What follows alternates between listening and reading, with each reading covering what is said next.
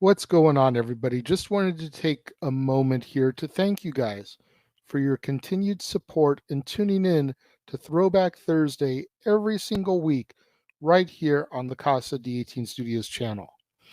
We have gone through half a year of content so far from all of our different partners, Simple Man's Brand, J. Hebert Studios, NoDQ.com, the Jeff Meacham Network, and of course, stuff from the vault and the archives right here, the Casa D18 Studios. Continued bringing you guys stuff like the Indy Force podcast, the ATW View, Stat Boy Rants, the No DQ Review, Talk Wrestling, Dads on Wrestling, Renegade of Wrestling, etc. We've said goodbye to some shows. Hearty Conversation, unfortunately, didn't last long, both in real life or rehashing it. There was only a few episodes of that ever. I know that Double Down with Double A is about to start dwindling itself. I think there's only a couple episodes left of that. But I am just so appreciative of the support that you guys have been showing to me here at the Casa D18 Studios channel as we continue to bring you this retro content. I hope you guys will continue to tune in as we bring out some more classic content right here in the Throwback Thursday slot over the course of the next 26 weeks. And I hope you guys enjoy reliving these memories just as much as I enjoy presenting them to you.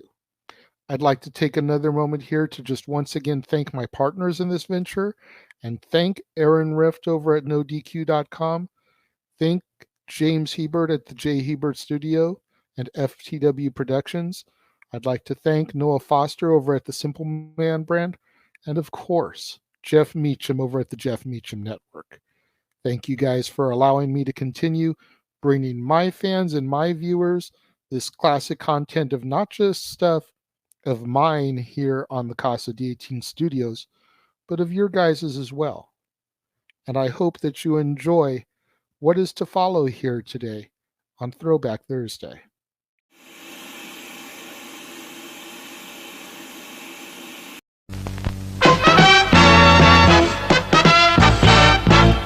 And now, preview time.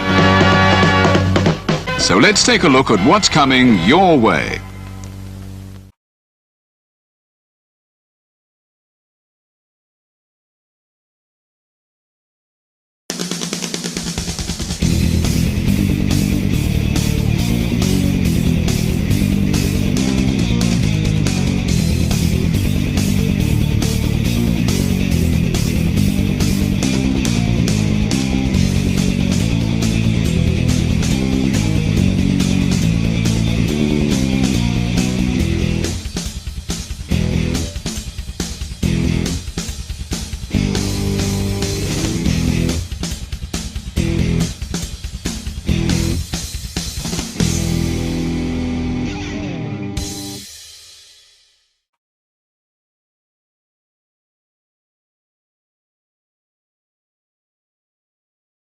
Hello pals, Alyssa Marino here, and as a friend of Parker Kane Promotions, I am super excited to share the awesomeness that they've got in store for you this November at WrestleCade.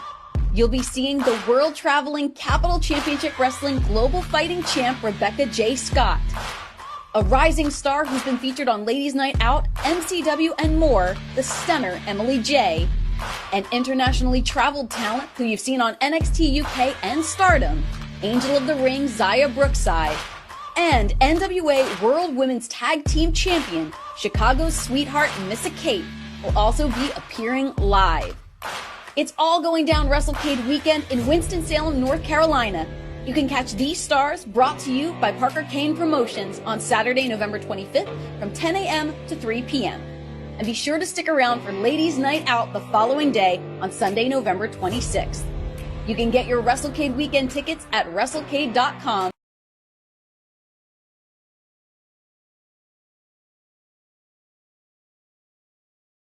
You ever wanted to come into a sports bar where the barkeeps know their game?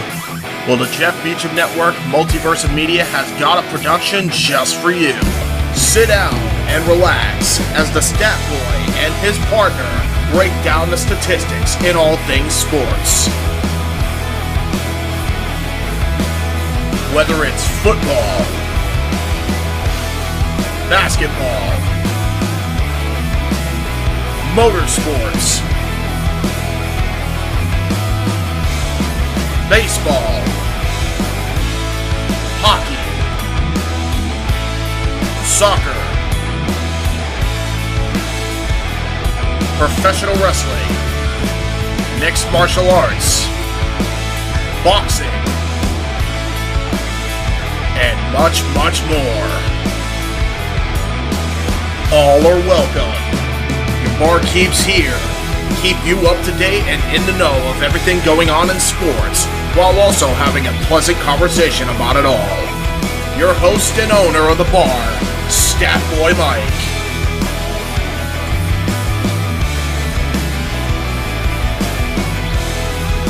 His partner in crime, Dory Lou. And a host of other guests coming in. The food's hot, the seats are warm, the drinks are ice cold, and the sports talk is plentiful. Casa D18 Studios presents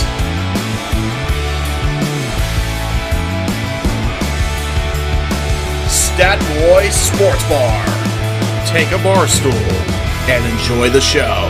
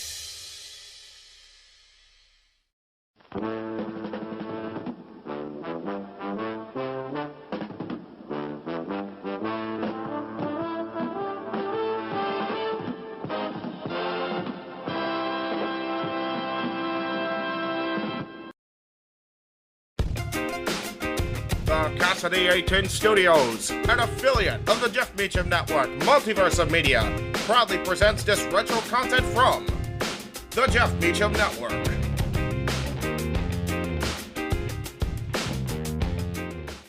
The Jeff Meacham Network's Multiverse of Media.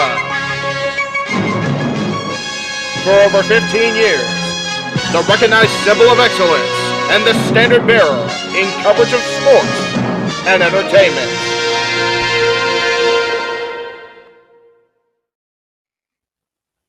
JJ, Jeff, you want to kick this thing off? Because I'm still trying to process everything here. Yeah, it's like, who wants to go first?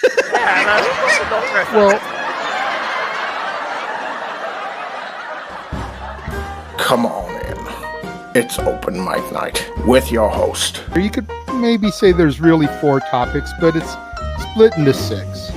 The Renegade, JJ Williams. The Sammy and Eddie Kingston thing, which one's the better smelling turd? And his panel of co-hosts. I am the founder. We'll call me that for today since we're going with the Jeff Jarrett love theme here this week, according to JJ. The West Coast Professor, Jeff Meacham. Karma is karma. That's professional wrestling! Damn it! The Simple Man, Noah Foster. It's showtime! Yeah! How you doing, JJ? How you doing, Jeff? James. Yeah. And the He-Man, James Hebert.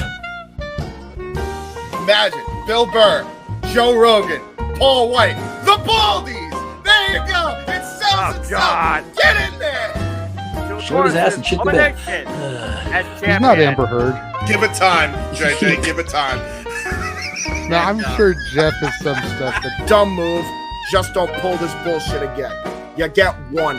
Tony needs to stop caring about the ratings. Bradshaw said as long as the ads are in place, we're not going to lose that third hour.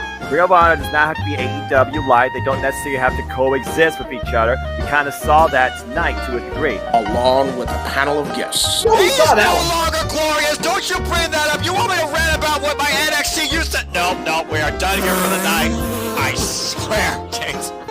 Because you never know who may show up for open mic night. I leave our company in the capable hands of an extraordinary group of superstars, employees, and executives. The first thing that came to my mind was, it's about damn time. Amen! I literally touched everybody in the state's trash. So it's horrible, you guys. Peyton's new thing is Dennis the Menace, but it's funny because she calls it Dentist the Medicine. And that's great. When Elliot Taylor came out and did Born for Greatness live, I was popping my pussy, having a great time. I didn't care. I was having so much fun. Sit back, relax, and enjoy the show. Fuck Bill Belichick.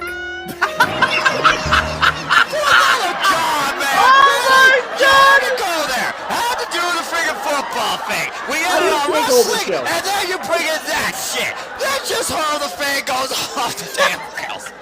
Brilliant, bloody brilliant.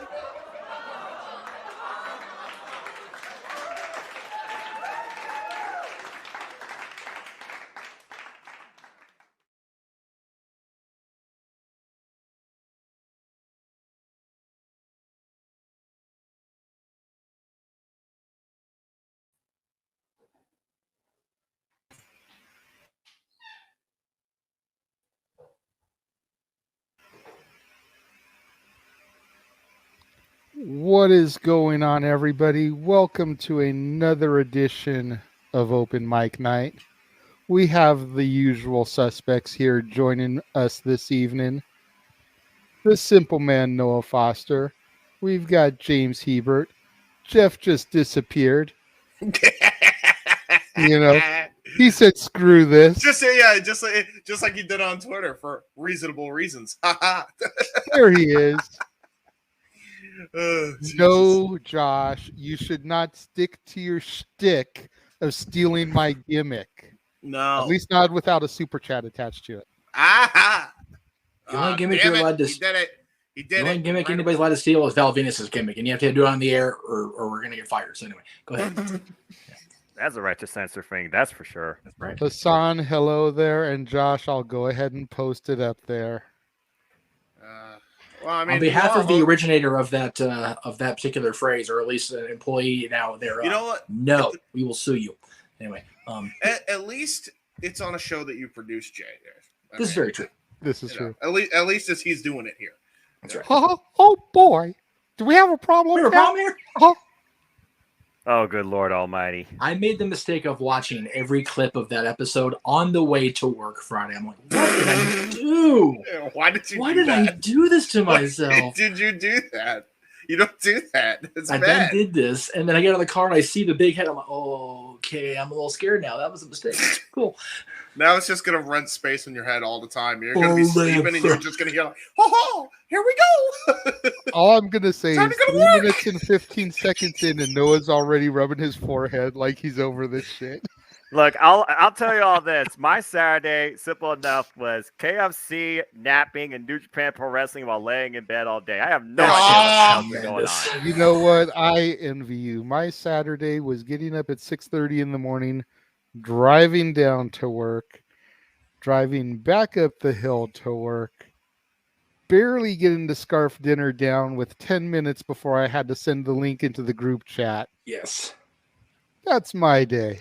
That's it. So I envy you, Noah, because I wish I could have taken a nap and watched some New Japan.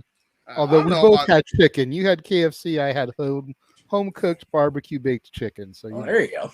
Man, I didn't even get KFC chicken because I spent my Saturday was spent. My ass was asleep. Glorious. It was glorious. I needed that sleep. My afternoon was spent recording matches for WIW. Go check it out. We had the much touted, unless you're Adam Pierce, In-N-Out burgers for lunch today. So there you go. Oh, jeez, there you go. Hey, you know what though? our boy Christian JJ went to the Dodgers series against the Diamondbacks and had Whataburger for the first time and solidified In-N-Out's better than Whataburger. I'm like, see, that's my boy. There we go. What? Wait a minute. Hold on, Psycho. Why are you kidnapping Walter Cruz? What's going on? Why are you kidnapping our boy? I don't know if I want to know. I'm really scared. Why are you scaring me? We are now really accessories to a crime.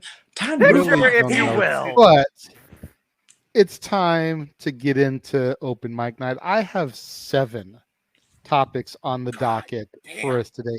You say goddamn, but you have to remember we did allow Jesse to dominate the entire show last week. In fairness, we weren't able to get through multiple topics like we usually do. That was a special stand-up for Might Night for the ages. Oh, at the end don't of the day, get me wrong. we all just need to try and be better human beings and just enjoy wrestling as we once did as a fan. Yeah, don't get me wrong. It was a hell of a show. Still getting a lot of traction, a lot of likes and retweets of my tweet about it. So I definitely feel it was a hell of a coming out party, a hell of a season opener.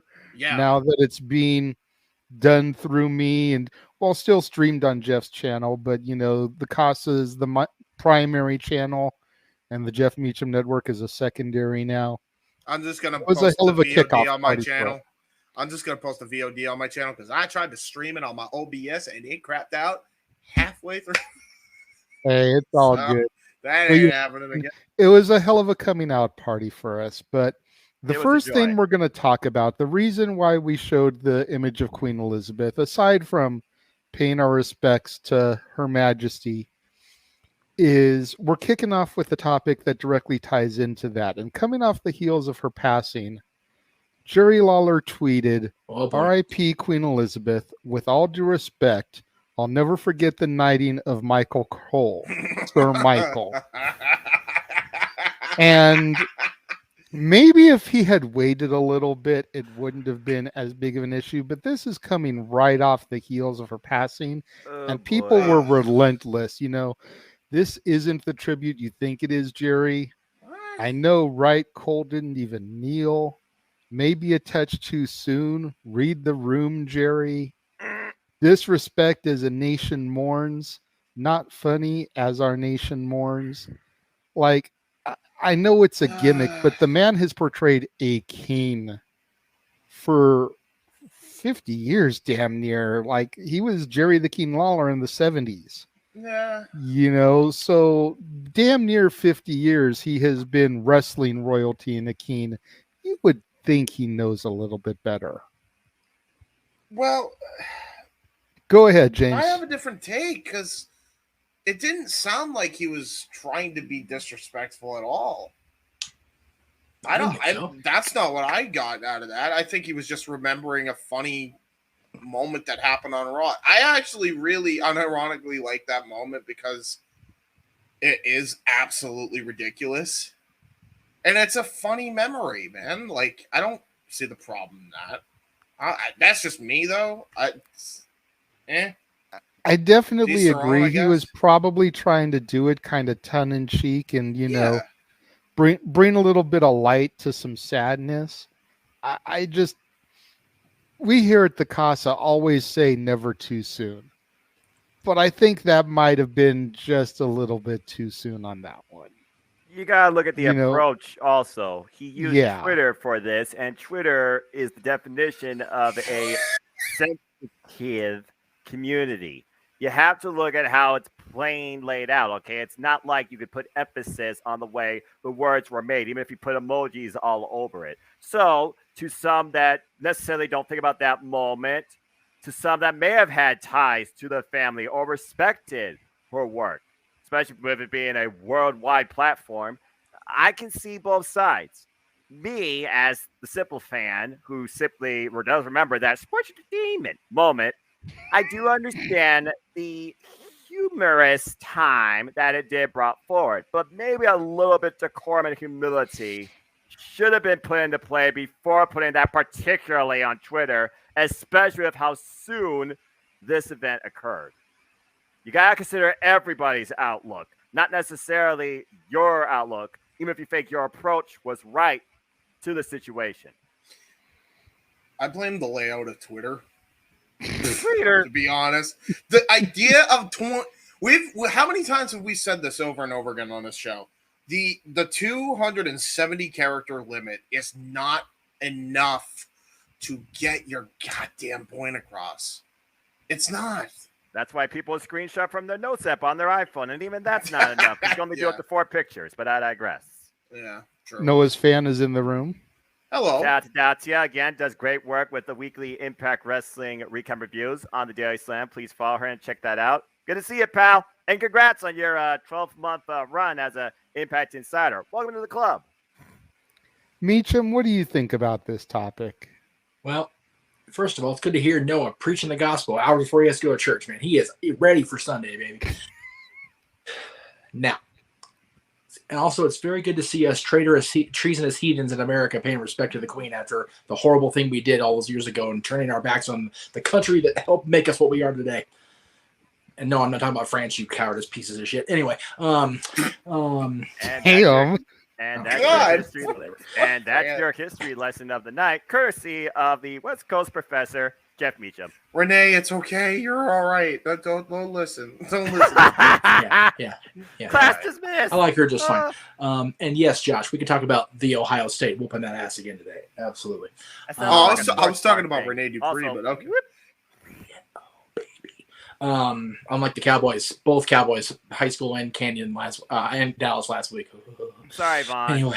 Anyway, back to your point, Jeff, on that. Lawler again. Noah said it perfectly. It's Twitter, y'all. It's gonna be okay. Yeah. Go. Here's what you do if you got offended by Jerry Lawler. If you got legitimately offended to the point where you were gonna get yourself worked up by Jerry's tweet, here's what you do. You put the phone down. Just stick with me till I'm done, kids. Put the phone down. Go in the kitchen. Go in the living room. Hell, go in the bathroom or go in the bedroom. There's human beings there. Wait, there's human beings in the bathroom right now as we speak? That might be a problem. Well, my house there is right now, yes. Just remember, it's 280 characters of somebody you don't even really know in real life. Now, if you've taken a picture of Jerry Lawler, like Jay and I have, you still don't live with him in his house. You don't know this person. No, It'll be here. Come here. It'll be okay. It'll be okay, baby. It'll be okay, baby. It'll be okay. It'll be okay.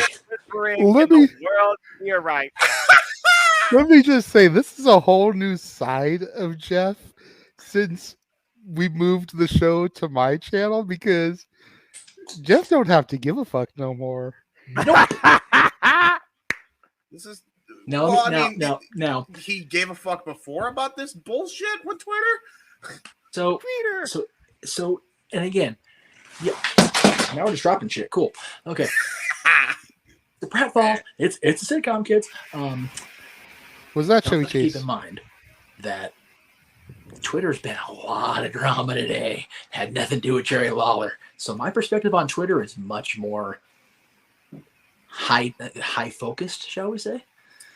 So shout out to JD from my ATW crew, and I will say this as somebody who is only on the Twitter during actual professional wrestling. Damn it. But I digress. I have no idea what you're talking about, because on the weekends when there's no wrestling, I don't be on Twitter. Well, no, maybe on Twitter talking about professional wrestling, damn it, but we were on Twitter dealing with damned professional wrestling fans. Anyway. Well, that's always a curse and a blessing, depending on who you're dealing with. Okay. All right. I'm going to invoke exec privilege at least one more time before I completely relinquish control. That person's name does not appear on screen anymore. The one mentioned in the comments. Right. Cool. Thank you. Okay. Now. Anyway. Sensitivity. It's Twitter, yeah. That's really what it comes down to. Oh, fuck. It's just that simple. It's just Twitter, and people got worked up over Jerry Lawler. Jerry Lawler made a comedic joke. Oh, God, he hasn't done that for the last 50 years, JJ said. How about all the misogynistic jokes he's said on the air? If anybody wants to get worked up about the King, let's talk about his comments about Bianca Belair on Raw Talk, shall we? Yeah, no, we don't, because we know better. I don't watch Raw Talk. So I don't have no idea what you're talking about. No, because we actually watch Aaron's recap of Raw instead of Raw Talk because Aaron's more tall. Noah barely watches Raw. Noah barely watches Raw. Why is he going to watch Raw Talk too? Yeah. 3 hours Monday is enough. We don't need another 30 minutes of nameless person 1 and 2 talking about the show that we didn't give a shit about. Yeah, I got my hour. I get my weekly hour fix on Monday nights. That's right. Less than that sometimes. Anyway, moving on. I prefer Jerry Lawler being haha on Twitter as opposed to Jerry Lawler making backwards comments that set the women's revolution of WWE back to about 1945. I don't even know what he said. I'll look it up later, I guess. It was basically just, she should cut her hair. Hey, Jerry, you should stop wearing a crown or stop letting people shit in yours. Maybe it gets the hipster on straight better. Anyway. Okay, and again, Josh, everything on any of our channels, subjective. Raw is what it is. SmackDown is what it is. We'll get to that if there's time later, Psycho. Oh, shit. Yeah, that's a thing. I forgot about that. Wait. Back the hell up here. Am I reading that right? Yep. Throw it up. Go ahead. Yes. It's going to be at Country Redacted for the pay-per-view we don't cover. Oh, good. But yes. So it's not canon to me. But it is a legitimate thing. I was about to say, that actually sounds more normal because it's happening over there. If that was happening here, I was like, what the fuck? Okay. Never mind. Continue. Yeah, so bottom line, I think we all got a good stance on this, except, well, I mean, JJ opened the thing. The bottom line is this, folks. Don't let the tweeter define your attitude, let alone give you a single line perception of somebody's personality. Yep. Can I get a hallelujah for Brother Noah? Hallelujah. Amen, children. There you go. All right. We're getting a lot of feedback over here. LOLs and cracking up emojis. And that's the point of Twitter and the point of this show. Y'all get it? Y'all get it? Speaking of Twitter, our next topic comes from a tweet as well. This one not near as downerish.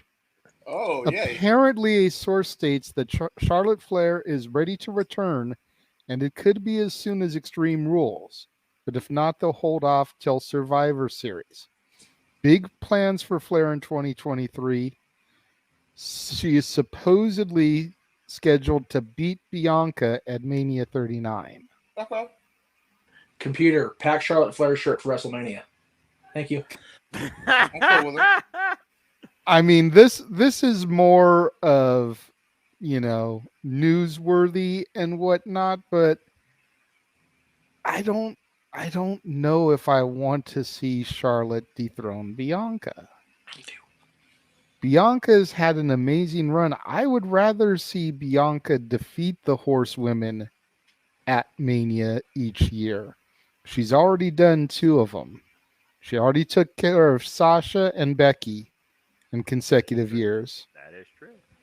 She just needs Charlotte and Bayley. She beat Sasha so bad, Sasha done ran for her life out of the company. She beat Sasha so bad, she was at New York Fashion Week and on the red carpet for the Andor premiere in a wannabe Princess Slave outfit. Andor is a little bit more reasonable considering what universe she exists in half the time. Bro, I'm looking at her and I'm like, does she forget? Did she have amnesia? Did she forget who she was? Did she get out of a coma? What's going on? The force is strong with her, young James. I see. Talk about apparently doing a reset of your mind again. Don't follow. Don't know. This is what you're looking for.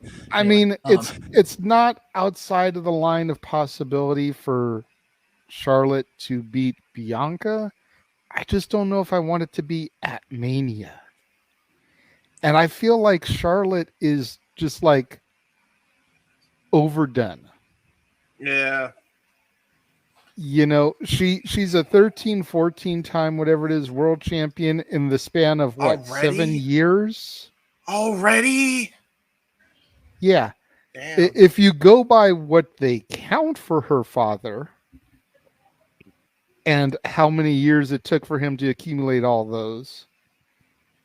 Today's actually the anniversary of the first one. It's No, sweetheart, you should be at 5, maybe. Yep. Yeah. They're a prop, you know. I Not know. even that. Not even that.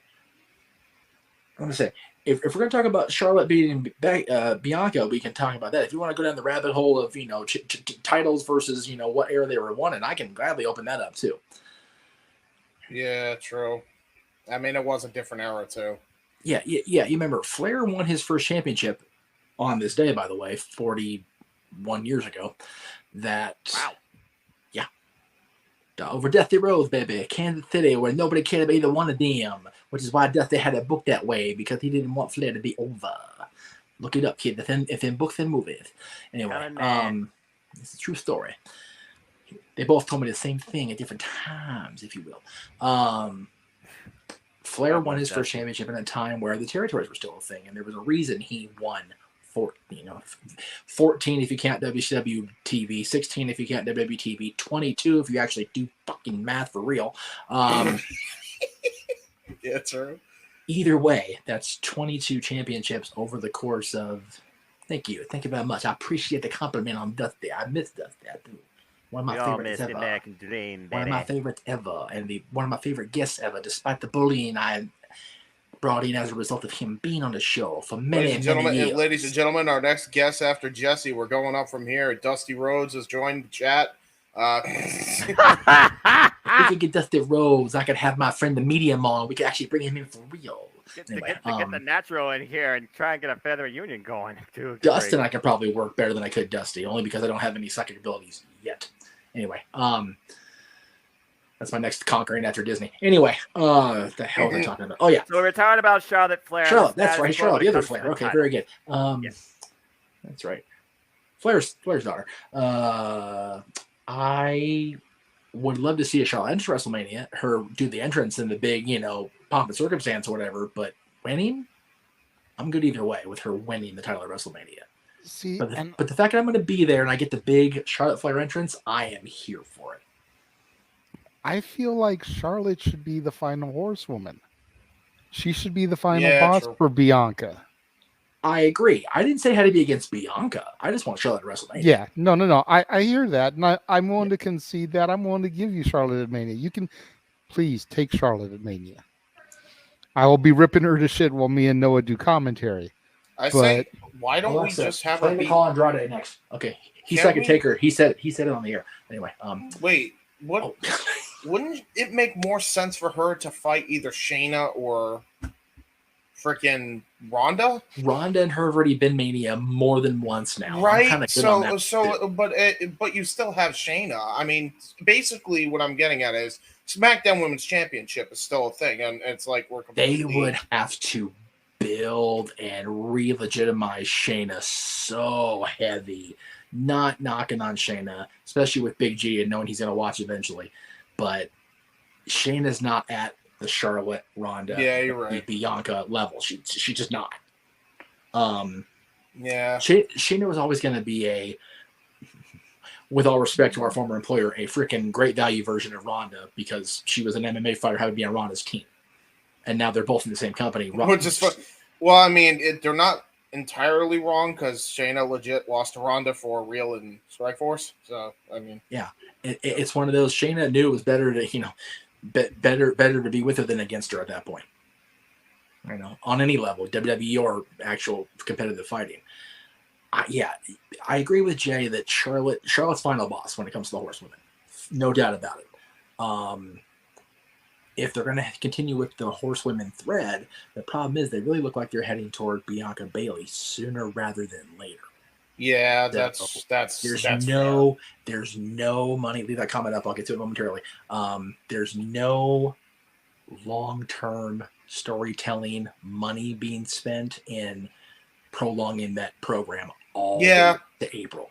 There's just the trigger's already been pulled. The bullet's out of the gun already. It just has to hit, and it's not going to hit that far down the line. Jackie Charlotte's the GOAT. When's just me with Trish? I'd say China, because she's more of a spectacle. And again, another anniversary. Trish Stratus's last championship victory at WWE. Cleaver's here. What's up, Colin? Good to see you, brother. Good to see you, Colin. So, yeah, Charlotte, and again, it's very hard to be objective. I love Trish. I've always loved Trish. She's one of my favorite people I've met in wrestling, let alone people I've seen on WWE television. Absolutely adore her. Same with Lita now. I finally got to meet her. I love both of them to bits. But Charlotte is a special talent. She came into this not wanting even to be in this. She just kind of got rooked into it because everybody's favorite throat heavy saw potential in her, and to his credit, he was right. And then she developed in NXT like any other good WWE developmental talent should. It's just she got pushed to the moon, Cameron Grimes level, because she's a Flair. The difference is she's backed it up every step of the way. Has she had a little temper tantrum lover's quarrel with Becky down the line that almost ruined my cruise for about 2.5 seconds? Yes. Is she full of her own shit? Yeah, but she should be. So should Becky. So should all the horsewomen. Even Sasha, when she comes back, as long as she plays ball and doesn't take herself another time out, absolutely. They only didn't do some kind of thing between the two of them because Cody and Brandy were way already established by the time Charlotte was even a remote thing in the system. Yep. Otherwise, they probably would have gone that route. I'm not gonna now that Cody's back, though. But everybody's aware. Everybody's aware that Cody's with Brandy, and everybody's aware that Andrade's with Ashley. They wouldn't do it because the Twitter geeks would lose their shit again. Yep. The Twitter geeks already have lost their stuff on it, and probably fantasy booked into oblivion. And, all we know. And the thing is, having said that, in Twitter's infancy 10 years ago, they had done it just to see the Twitter reaction. Now they're scared for the Twitter reaction. They're scared of the true crazies. Every company is. Holy shit. If you're a wrestling company, the last thing I feel like you want is Twitter. How wrestling companies have not done what I suggested however many years ago he got elected and actually handed the reins.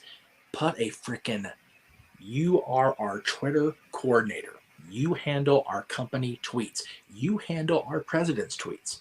If somebody would have had that thing in their hand besides 45, he wouldn't have got near as much stupid shit as he got into. Same with Tony Khan. Same with a lot of these people on social media. I have said for years, there should be a multi-question. I know they won't be. multi-question common sense questionnaire. Common sense. If you can't get at least a B-, you fail. You don't get to use Twitter. Common sense. A simple two-word terminology that defines using logic and decorum when it comes to distinguishing yourself among an internet wrestling community. Where does such two words lie when it comes to the knowledge basis of mankind? Stay tuned for Morgan Freeman to talk about that on the next Into the Wormhole, probably on the Science Channel. Wait, hold on, Noah. Let me do my Twitter impression. Let me do my Twitter impression of what I got earlier this week. Oh, you fucking neckbeard! Stop sounding smart. Yeah, there's Twitter. If common sense were common, more people would use it. And Josh just totally called out Noah. Oh, I always do it. If I could preload it into the freaking chat, I would. I figure that most of them are asleep. Josh, kudos to you, man. I'm surprised you're still awake, but you're still broke. For the record, get a job, boy. You gotta get to work. Do the work. Regina George status. God damn. What the heck you doing? By the way, that whole neckbeard comment, that legit happened to me. Everybody is Froggy and Frosty and open mic night. I'm here for it all. Hey, I got my Gatorade. I got my nap in. I got done watching Minoru Suzuki beat the shit out of Kota Ibushi. I'm in a good mood. Hey, there you go. Thank you. Wait, is Kota back in New Japan? No, dude. I'm looking back at my favorites playlist. Sad. Yeah, well, anyway, gotta love it. Even in a t-shirt, he still got his blazer on at 11:30. God bless Noah. We love this dude. Yeah, Charlotte should definitely have a spot at WrestleMania now that she's going to be back full time, but I don't think she should be the final boss, if you will, at least at this point. But like I said, with Bayley being a very upcoming opponent sooner rather than later, you need to find a different program. And if Charlotte returns to SmackDown, James has a good point. There's still really the unfinished business with Ronda to a point, only because Ronda broke Charlotte's arm or leg in the storyline to get her off TV for the honeymoon. and the wedding. There is Shayna there. There's also a freshly, much to JJ's surprise, I'm sure, freshly babyface turned Shotzi Blackheart there now. That could, maybe be rolled into something. Wow, I had starred Josh's comment to get to that. Yeah.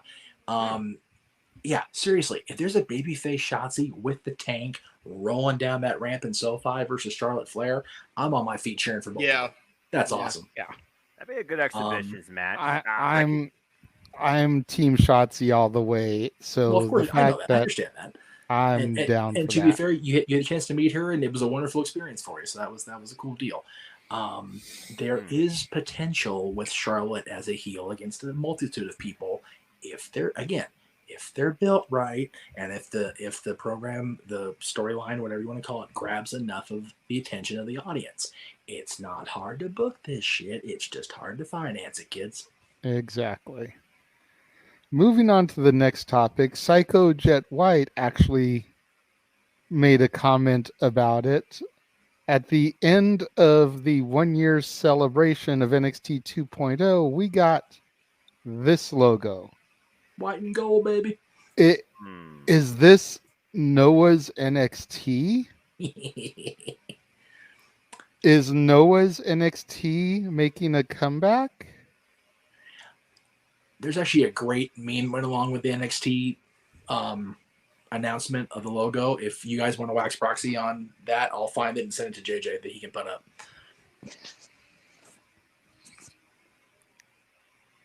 Noah, what do we think? Okay.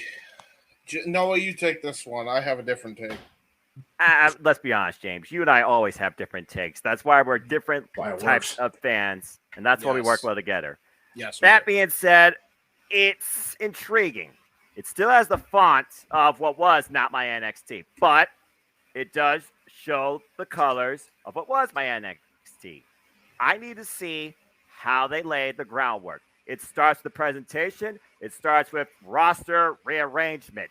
I did hear that the next guy in the bloodline actually has a Not My NXT championship. What the fuck? So, again, I don't know. And again, for the longest time, I've said they have never figured out what to do with the NXT North American Championship for the long haul. And I was almost with you, JJ, with Carmella Hayes. Your boy lost it. So now I don't know what to think about NXT in general. Because, again, my NXT died a long time ago. And the last remnant of what was my NXT, NXT UK, is gone. And I have no idea what the future holds in store. I'm not going to deny it, but I'm not going to assume it. We'll see what this means for NXT. Period. My issue with this is he's trying to bring back a brand, and Paul Levesque is, where, we want to talk about pettiness in the freaking wrestling industry. And just in social media in general, especially with interviews and Twitter or whatever, let's look at Exhibit, God knows what letter real quick. And you know what? Exhibit H in Triple H. There we go. That makes sense. Do people remember that this very guy on an interview was bitch pissy because a Nielsen rating wasn't in his favor in a situation he didn't even want to be in anyway, and not only buried the competition in AEW, buried the very brand that he was trying to make a third brand and called it developmental because he was pissed off. So, I mean, I don't even know if we have the same mentality anymore. You know what I mean? Like, is there even the same mentality with Triple H running that? And not to mention, he's running Raw and SmackDown. Why are we overworking Hunter here creatively? We're not. Sean's running NXT now. Oh, that's right. I'm sorry. Sean is. So Hunter's running it. Yeah, exactly. So you're wrong for that.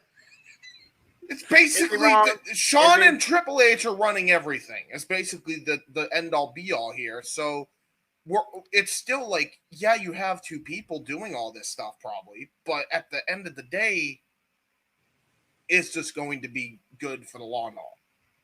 I'm not so sure. Or in Triple H's words, best for business. Yeah. Like, don't get me wrong. It's cool that they're going back to the black and gold. But is it going to be the black and gold? Oh, it's going to be white and gold. There was no black in that logo at all. Yeah, exactly. It was white and gold. So, fair enough. Everybody, see, already we have a problem because everybody says the black and gold is back. I mean, well, hold on. There's black outline. Okay. So it's black, gold, and white. It's the black, gold, and white era. It's predominantly white, by the way. This was best summed up. Don't put it up yet, Jay. By our buddy, good Mike commentary, or good Mike work commentaries, Greg Morgan. With this is how they're going to explain NXT 2.0 to the children of the future. What? Waiting for the. Again, he's going to post it. He's going to. Which one is it you're talking about? The last one I sent you in our group chat, just you and I. Wait. As he gets that picture, folks, let it be known for those. Okay, give me a second. You know how I'd explain NXT 2.0 to kids in the future or wrestling fans in the future? I thought you said about like Nickelodeon Raw or something like that. No. Nowhere near that. Nowhere near that funny or comic. No. This is some dark, serious shit I'm about to put. You know how to explain NXT to the future generation? This is what I explain it to. Like this. Yeah, exactly. Yeah. It's the dark alternate reality of what we should have stayed with all along. Jeez. Somewhere in the past, the timeline skewed in this tangent, creating this alternate NXT. And why are we still sticking with this freaking slap happy damn font that doesn't even fit in the centerpiece? I actually don't mind the font at all. Actually, it's and again, this goes back to the previous point. People had such a strong opinion, good or bad, about 3 letters in gold and white with a blackish background. God damn, y'all crazy. Yeah. Sensitivity. But to be completely fair, I popped as big as anybody. I'm just as crazy as the rest of you because even though we found out for the record that it had been Sean, it was Sean Austin, or people that was running 2.0, that created the color scheme, that created the paint splash logo that Noah just adores all so much. It was Michaels. It was never Bruce. Bruce tried to deny it. People called Bruce a carny and called him a liar. It's like, and Sean's like, no, it was me, dude. So I am looking forward to the future, whatever it may be. As far as, I mean, if Sean did it, then it was bad still. Yeah. That's what I'm saying. Yeah, as far as them retconning the sequels, good luck with that. There is so much disparity on the Star Wars sequel trilogy. Oh my god. I mean, if Netflix can make a kids cartoon into CGI, then I guess Shawn Michaels can try and reinvent the black and gold to be white and gold, white and yellow. I don't freaking know. We were talking about on Thursday. If the paint splash era was trying to be cartoon characters and like New Generation, and somebody brought up, well, who was in charge of who was in the New Generation in '95? Well, Shawn Michaels. Yeah, didn't that Shawn Michaels call a meeting of the Click and Vince in Indianapolis and go, "This bullshit ain't working"? Yeah, he did. But again, to round back to what you said earlier. How time changes a person's perspective and mentality. Exhibit A, Exhibit B, right now, Triple H and Shawn Michaels, and they run the whole damn company. Yeah. Go back to the comment about Braun with the X for me, JJ, real quick. Okay. Oh, if it's still accessible. Sean, I see. It was Sean Long. I don't buy it for a minute. Sean would have never had Braun kick that X. Which Sean are you referring to? Because Shawn Michaels, the leader of DX, would have done exactly fucking that. Because he didn't care if he would bite his own face to spite his nose. Because that's how Shawn Michaels was, medicated or not. I almost wonder if Shawn Michaels is living vicariously somewhat through those type of little moments, like breaking down that X in half, recreating those type of moments in these future superstars, allegedly, under this NXT. The fact that I stood on that freaking hill and literally died on it when he came out of retirement, even for one match, because I swore up and down Sean would be the one to stick to it, and he held firm, and he did so good for 8 years. And then came Puncher Redacted. Yeah, when he was the least injured or beat up at the end of that thing. And I also agree with this. I've said this from the beginning. They should have never moved that damn show to USA Network. Completely agree. At the end of the day, when it comes down to NXT 2.0, I'm gonna just say it, and I strongly stick with this sentiment because it's the same thing I told both Frankie Kazarian and Christopher Daniels about the UPW shows airing on KDOC out here. Yep. Because they both, when I told them that I became fans of theirs from watching it, both of them were like, holy shit, that show was god awful. Right, it's so bad. So bad. I said, that very well may be. But it made a new fan, didn't it? And you guys weren't. You guys weren't terrible. It was the show. So at the end of the day, NXT 2.0 made a new fan. And I'm sure there's a bunch of other people out there that became fans of the product watching it too. That maybe didn't get exposed to the black and gold that was your NXT. Right. And now we're along for that ride to see the evolution of 2.0 into this new era. When I sat here watching it, I'm hearing HBK doing the voiceover. I see that logo pop up, and the first thing I think is, what's Noah going to say about this? Me too. First thing on my mind. Not, oh my God, this is interesting. What's Noah going to think? Yep. Because I know how opposed he was to 2.0. Yep. And notice, hearing all of that, hearing the video package, hearing the build-up, hearing the hype, and then seeing that logo, I was very curious to discuss this with you and hear your thoughts about it because of how anti 2.0 you were. That tells the power of where they're going. And like I said, I'm not going to dismiss it. I'm just going to wait and see what happens to NXT. Yeah. Keep in mind, Jay, just because they showed that logo, none of the social media accounts have changed the logo. They're still calling it 2.0. It was just the anniversary of it is what we saw, the new logo on. Everything across Facebook, YouTube, Twitter, TikTok, Morse code, live stream, live journal, all that MySpace, it all still says 2.0. So we'll see. MySpace is still a live thing. No, it's not. I'm just being an asshole. Before I move on, I wish MySpace was alive compared to freaking Twitter. Before I move on, remember to our fans in the chats, if you have topics that you want to introduce, they do need to come with a super chat. Yes, please. I am starring some of these so that if we have time at the end, we can maybe come back to them. Right. But if you definitely want us to discuss some of these topics, they need to come with a super chat. Particularly one individual more than the others on this panel, as Jeff definitely took the last topic home heavily, and I agree with a lot of his points. Considering Charlotte Flair, she is the final boss of the women's division. And just remember, super chats to new topics will get us to be interrupted and from the line. Yes, exactly. All right, Disney. So this is an interesting discussion, and it's really more of a discussion more than anything.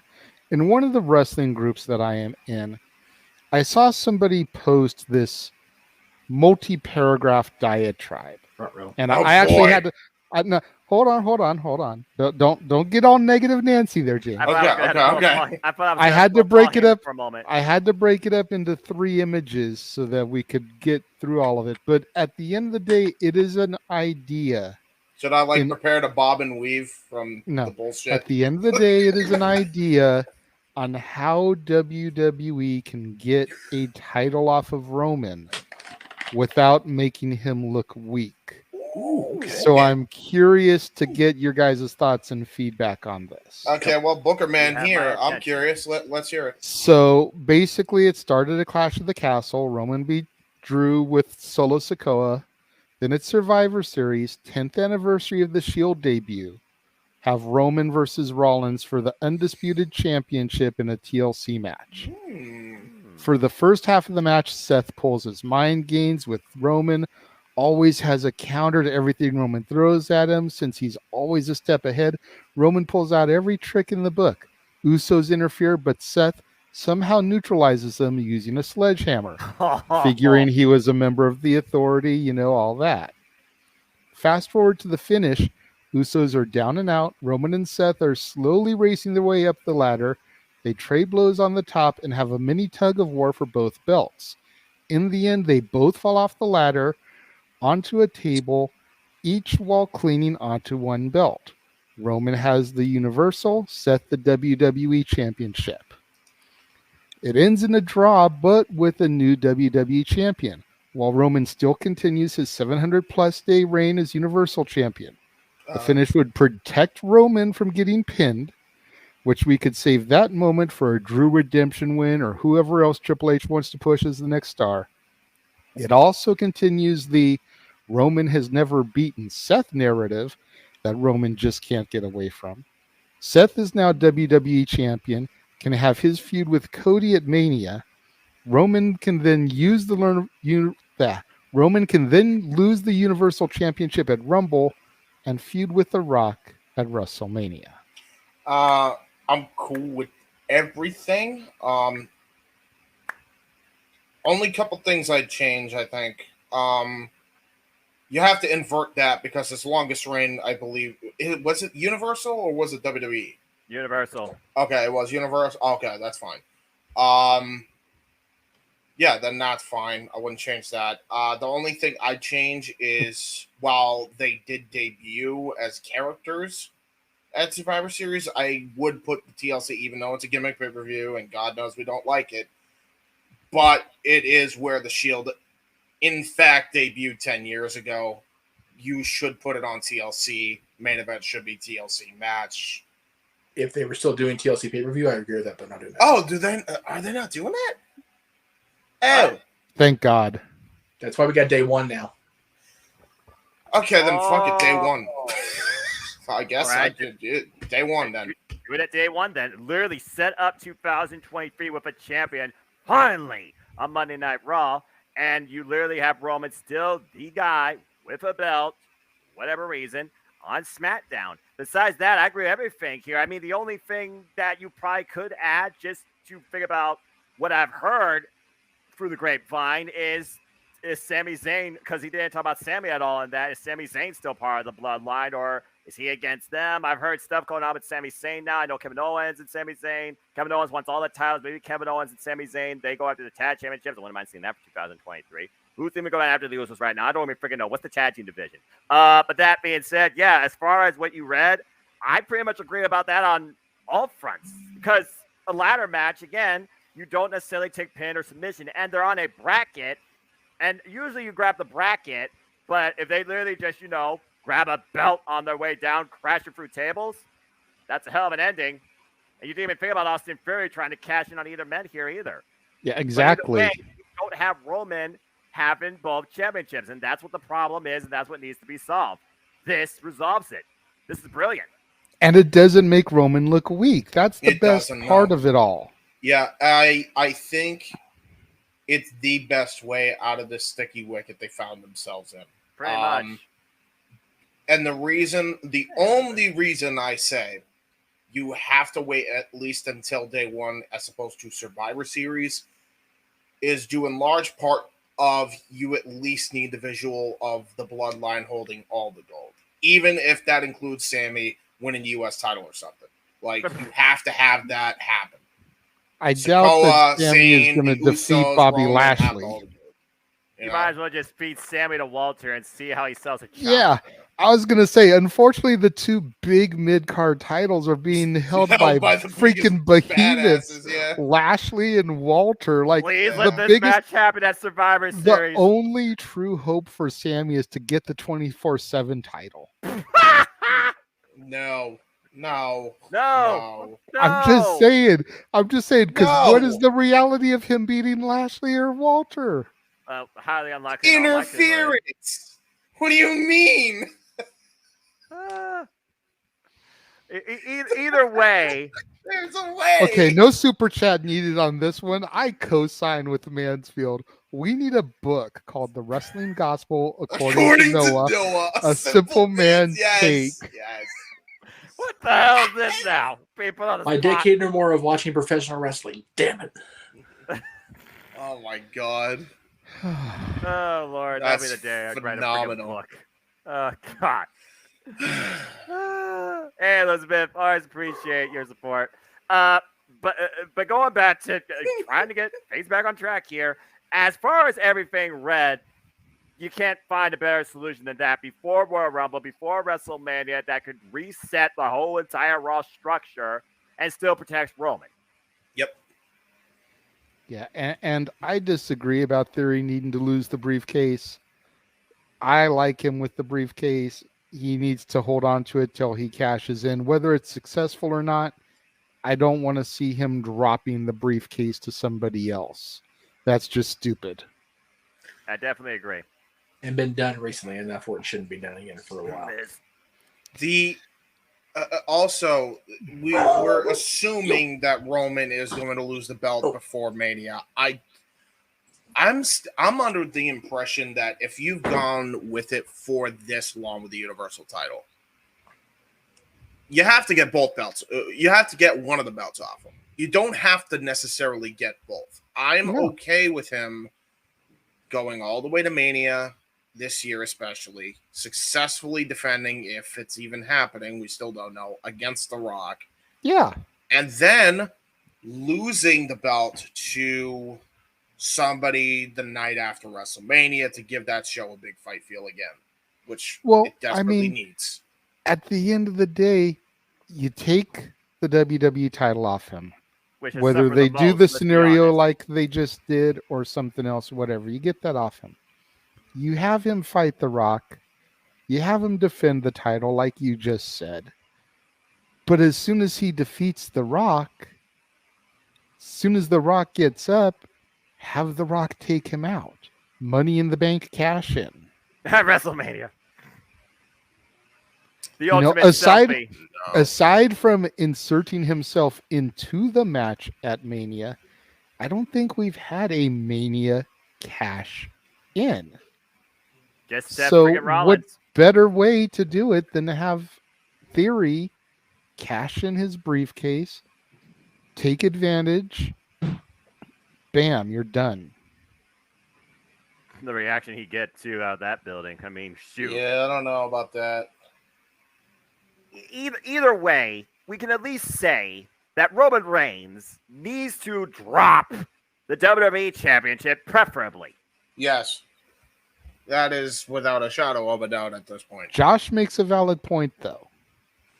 If Roman still has the title at Mania, there's no suspense of potential for Rocky winning. Disagree. No title gives there being some doubt. Disagree 100%. Why? Sorry, yeah, Josh. There is a lot.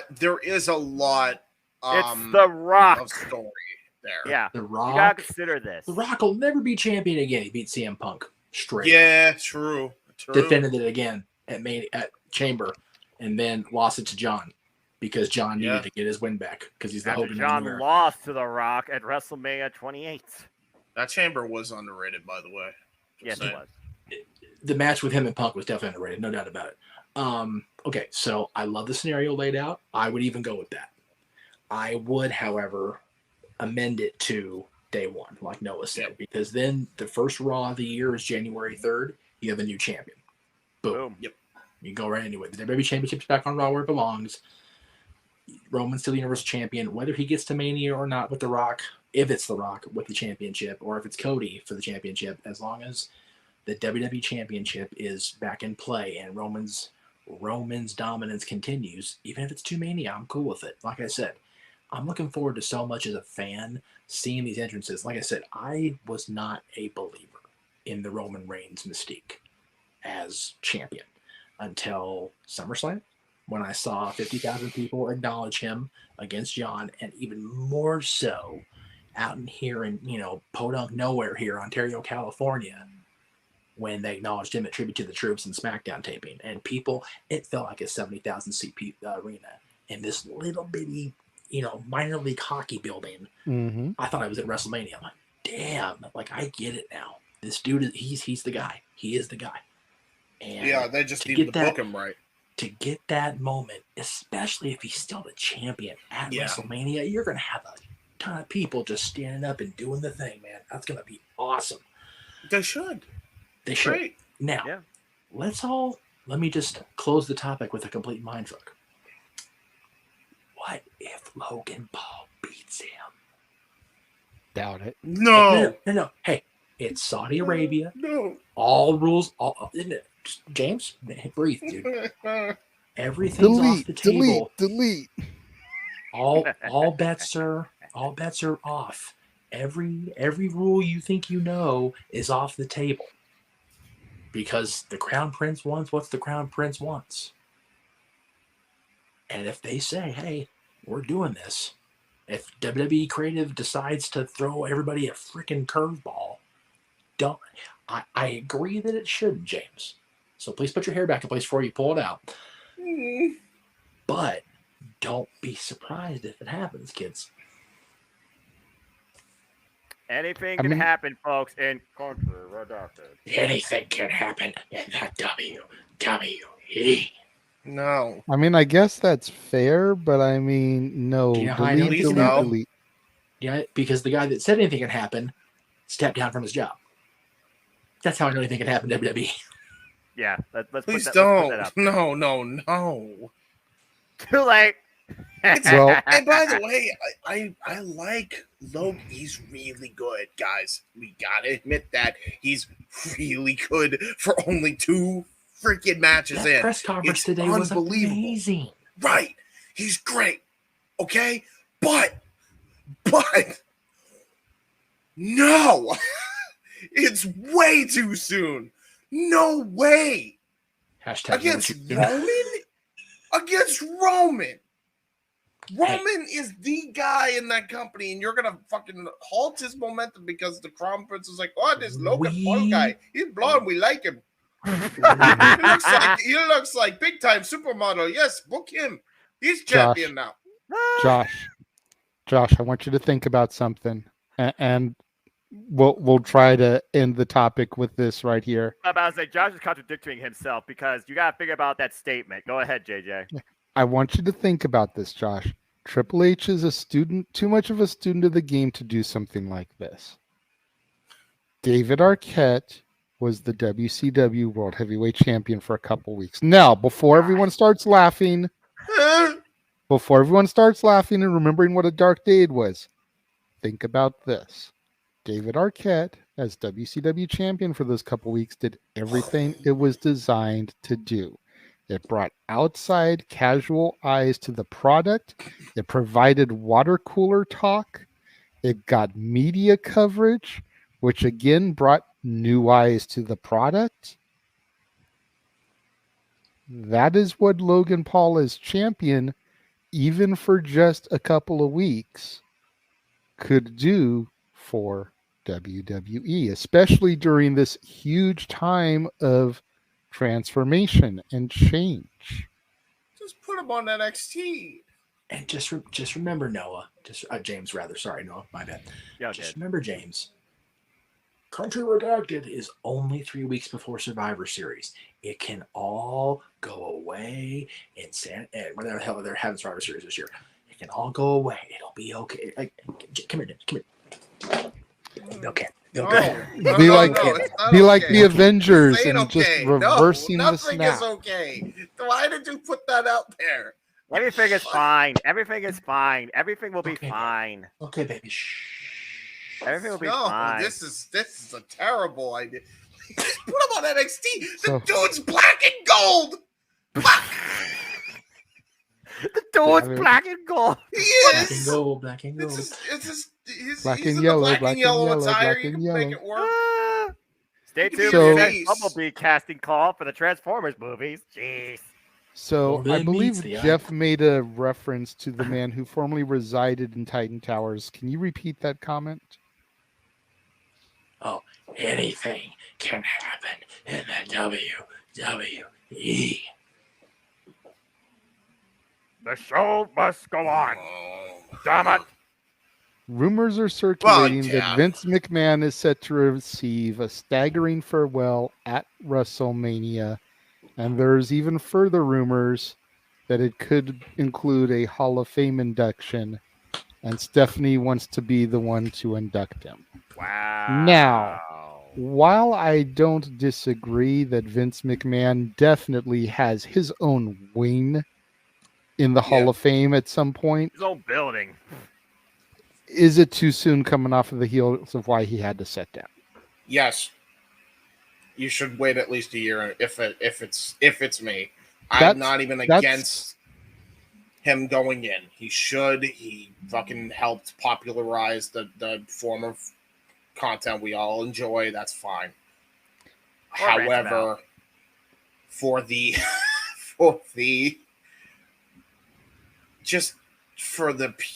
just to have, not to be tone deaf completely, let's wait a year. That's just me. Yeah, I agree. I would say bring him in at least at the 40th anniversary of WrestleMania. Exactly. Yes. Or wait till they come to New York again. I mean, they're pretty close. They're going to Philly. So, I mean, it's the East Coast.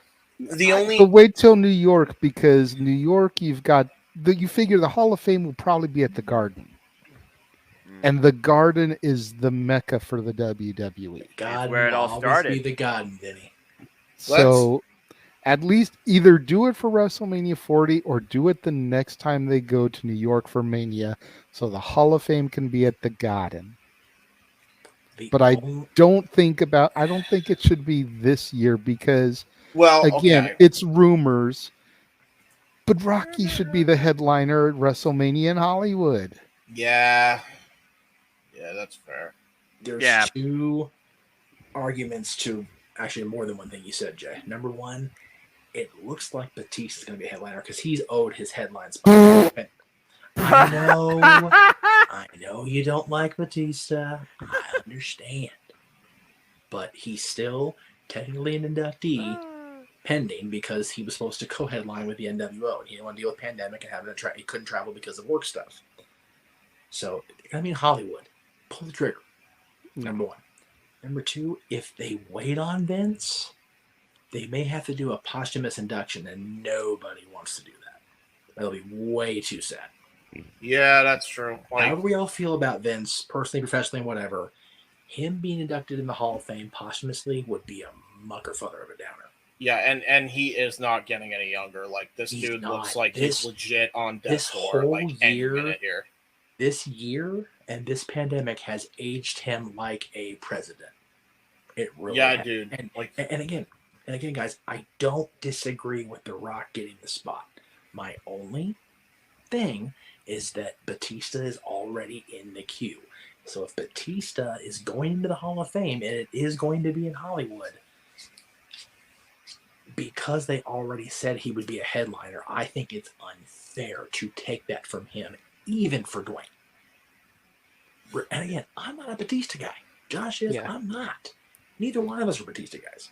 Batista can suck balls. He can be freaking curtain jerker of the Hall of Fame for Rocky.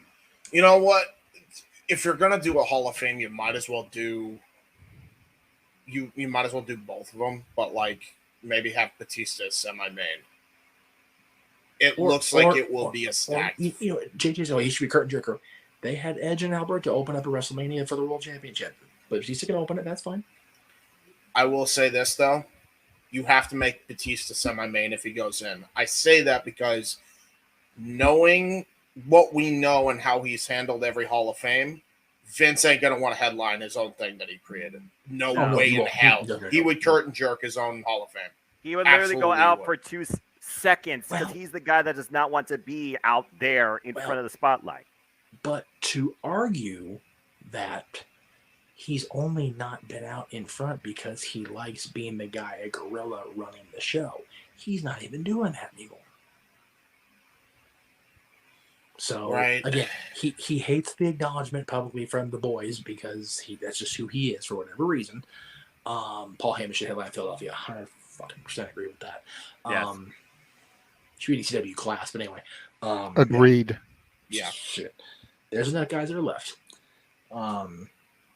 But yeah, and I also agree with you. They were trying to book too many people into one Hall of Fame that are that big. Aaron put up a great thread or a great post about. There was a discussion of who should be in the Hall of Fame and all over. It was the one good thing about Twitter all day today. I liked the scenarios: either Rocker Batista, Luger, Cyndi Lauper, overdue, Jim Johnston, overdue, Shamrock. A lot of people don't like Shamrock, but without him, there's no MMA style that we use in WWE today. Without him, Rock doesn't get as over as he does too. Yep. You know what I mean? I mean, like that is. They had the Lions Den match for Pete's sake. Hell, without Shamrock's feud in 1998, The Rock isn't over. Period. End of sentence. Absolutely. I would even go as far as you everybody that you mentioned. I also could see them doing the triple threat of. I could seriously see them putting in Cena this year. With Vince, with Batista, with Rock. Nah. Too many bigs. And I would do the Hollywood Blondes though. Oh yes, Hollywood Blondes would be a good tag that team. one works. That one works. I mean, yes, you get Austin again, and Austin's a huge draw, but the Hollywood Blondes were a mid-card at best tag team. But I still think you deserve it. So even though Austin is a huge draw, the fact that you're doing them as the Blondes, it doesn't take away, and you have Austin and Rock in the same class. Mm-hmm. And Pillman, you know. The jury's still out on that. Well, I mean, Pillman is a Hall of Famer if he's inducted as far as John Cena, hold off on that. You have to believe they're going to go back to Boston sooner rather than later for me. Maybe they will. Yeah, that's fair. If they're doing it in Philly, trust me, Boston's going to be on the radar at some point. Now let me throw out there for the record for everybody watching, everybody not watching. I'd love if John was headliner because then I can really throw down with my boy at the end of the night. Cool with that. But if we're going with people that we know are involved or are already scheduled to be in the Hall of Fame, Batista's at the top. If they throw in Rock, then Rock needs to be the guy. Melina's not a bad idea because of the paparazzi gimmick. Melina would be, again, let's just throw off Jeff's friends in one Hall of Fame class, and Jeff can be out till freaking Tuesday morning. Cool. Hollywood or Victoria should be the theme of this Hall of Fame, bro. Or Victoria, considering she got her start out here in Ultimate Pro Wrestling. More than deserves and does not. As much as I ever during the Hall of Fame. As much as I do not like Vince, you can't get more Hollywood than having the man who legit has a Hollywood star open up the damn thing. You know? Josh and I talked about Jim Johnston and Triple H's whatever on Twitter. You have to keep in mind, just because Triple H, as whatever title he had at the time, was anti-Jim Johnston, perspectives change. Realities change your views. Triple H is not just one of the guys on the executive level suites, doing whatever. He's one of two main people. The only thing he's not in direct control of is day-to-day actual business. He's in charge of creative and everything that goes along with it. So he's got a lot more pressure on his shoulders than he ever had. Now, granted, lucky for him, he's a big, broad-chested, big-shouldered dude. But just because he didn't like Jim Johnston his own self, he's now looking at it through the Vince-colored eyes and going, you know what? If nothing else, Stephanie and Nick Khan are like, you got to put this guy in. Well, not even that. It's without Jim Johnston, a lot of themes that we on don't exist. Undertaker, Stone Cold, top. Including a collaboration with Derringer that produced Demolition's theme and something called Real American, I think it's called. Well, not even just that. I mean, how did you get Limp Bizkit for Undertaker? Jim Johnson. How did you get Motorhead for Triple H? How did you get Jim Red Johnson? Theory? How did you get all these people? Yep. The list goes on. You could do a Jim Johnson appreciation thread for the themes that this guy brought forward to our. I mean, hell, he did the theme song for the greatest heel in WWE according to his own brain, Baron Corbin. Yeah, it's one of those that if you take Jim Johnson's contributions out of, I can't even comment on that right now because I agree with him being in, but stop with the best. Not before his dad. Not before his dad. No. Anyway, if anything, he goes into the ECW class because he's hardcore. He's hardcore. Yeah, he is that. No. They'll put him in next time they go to Atlanta since he bought WCW. But I digress. Yeah. Stephanie will go in the ECW class. Yeah, because she's hardcore. Because she's part of the alliance. Here's an old reference from a previous open mic night. When does Vince McMahon come into Hihachi Mishima gimmick? Does he come out with it in the Hall of Fame? Got it. I was making a good point, and I forgot. Nice one, James. What was I saying? Oh, if you take away the music contributions of both Jim Johnson and Jimmy Hart, who's in the Hall of Fame already, you're having guys walk the ring in the Bruno era with no music. I mean, that's really what it comes down to. There's only been one guy, to my knowledge, that pulled off a no music entrance in recent memory, and that is Tommaso Ciampa. Yep. Ah, yes. Yeah, Tommaso Ciampa. And again, we have the style of music and entrance. We have, now granted, people credit the Freebirds and Gorgeous George, using Pomp and Circumstance and all that, and that's not to be argued by me anyway. But Jim Johnson created so many of the iconic themes that he's long overdue. And honestly, Cindy, especially in Hollywood, more than appropriate. Yeah. Again, without the brawl to end it all and the water settle the score, there is no WrestleMania, and she was a huge part of all three of those events. Yep. The only other celebrity right now that's not in the Hall of Fame, whether he actually worked in WWE or not, that should be, is Andy Kaufman. And I say you hold off on Andy until, like JJ said for Vince, New York, because that's where he made it big for himself, is New York City. You could, if you have WrestleMania in Memphis, I could absolutely see them doing it in Memphis. That would be Andy Kaufman and Jerry Lawler. I have Lawler induct him if he's still around at that point. So, that'd be cool. So anyway, we went up into a whole different tangent. We talked about the whole class, but as far as Vince goes, Vince, is it too soon on the heels of the scandal? Absolutely, no doubt about that. But is it too soon based on the fact that he's not getting any younger? No. Well, it's like, how do you judge this by? And again, we do not judge the clock of life because tomorrow's never guaranteed. Yeah, it really comes down to, like, as much as I loathe what he has done behind the scenes for a multitude of different reasons. I don't think this is a secret to anybody, but you do have to give him his just due. And if not now, will you be able to? You have to do it now and not wait until it's too late. You have to. Theoretically, it's now or never. Yeah, because he's not getting any younger. He looks like he aged by 10 years. The pandemic probably took a lot out of him. Probably everything else caught up with him. I wonder why. You got to freaking give it to him while you can. And I don't see any better place at this point than Hollywood. Would he prefer it in New York? Probably. Probably he would. But it's one of those situations where if not now, then when? I feel like if for nothing else, you give him the moment of Mania or something, a farewell Mania or whatever. Don't even put him in the Hall of Fame. If he happens to be healthy, which he didn't look healthy in those pictures we saw of him, then I guess you could wait until your next point. But you can't. It's not his choice anymore. He's got to do it now, or he's not going to be able to. It's WWE's choice, basically. Yeah. Well, I mean, it's not even. Well, I guess so. Yeah. But he could also refuse it, can he? Yes, he could. That's the problem. Like, you gotta.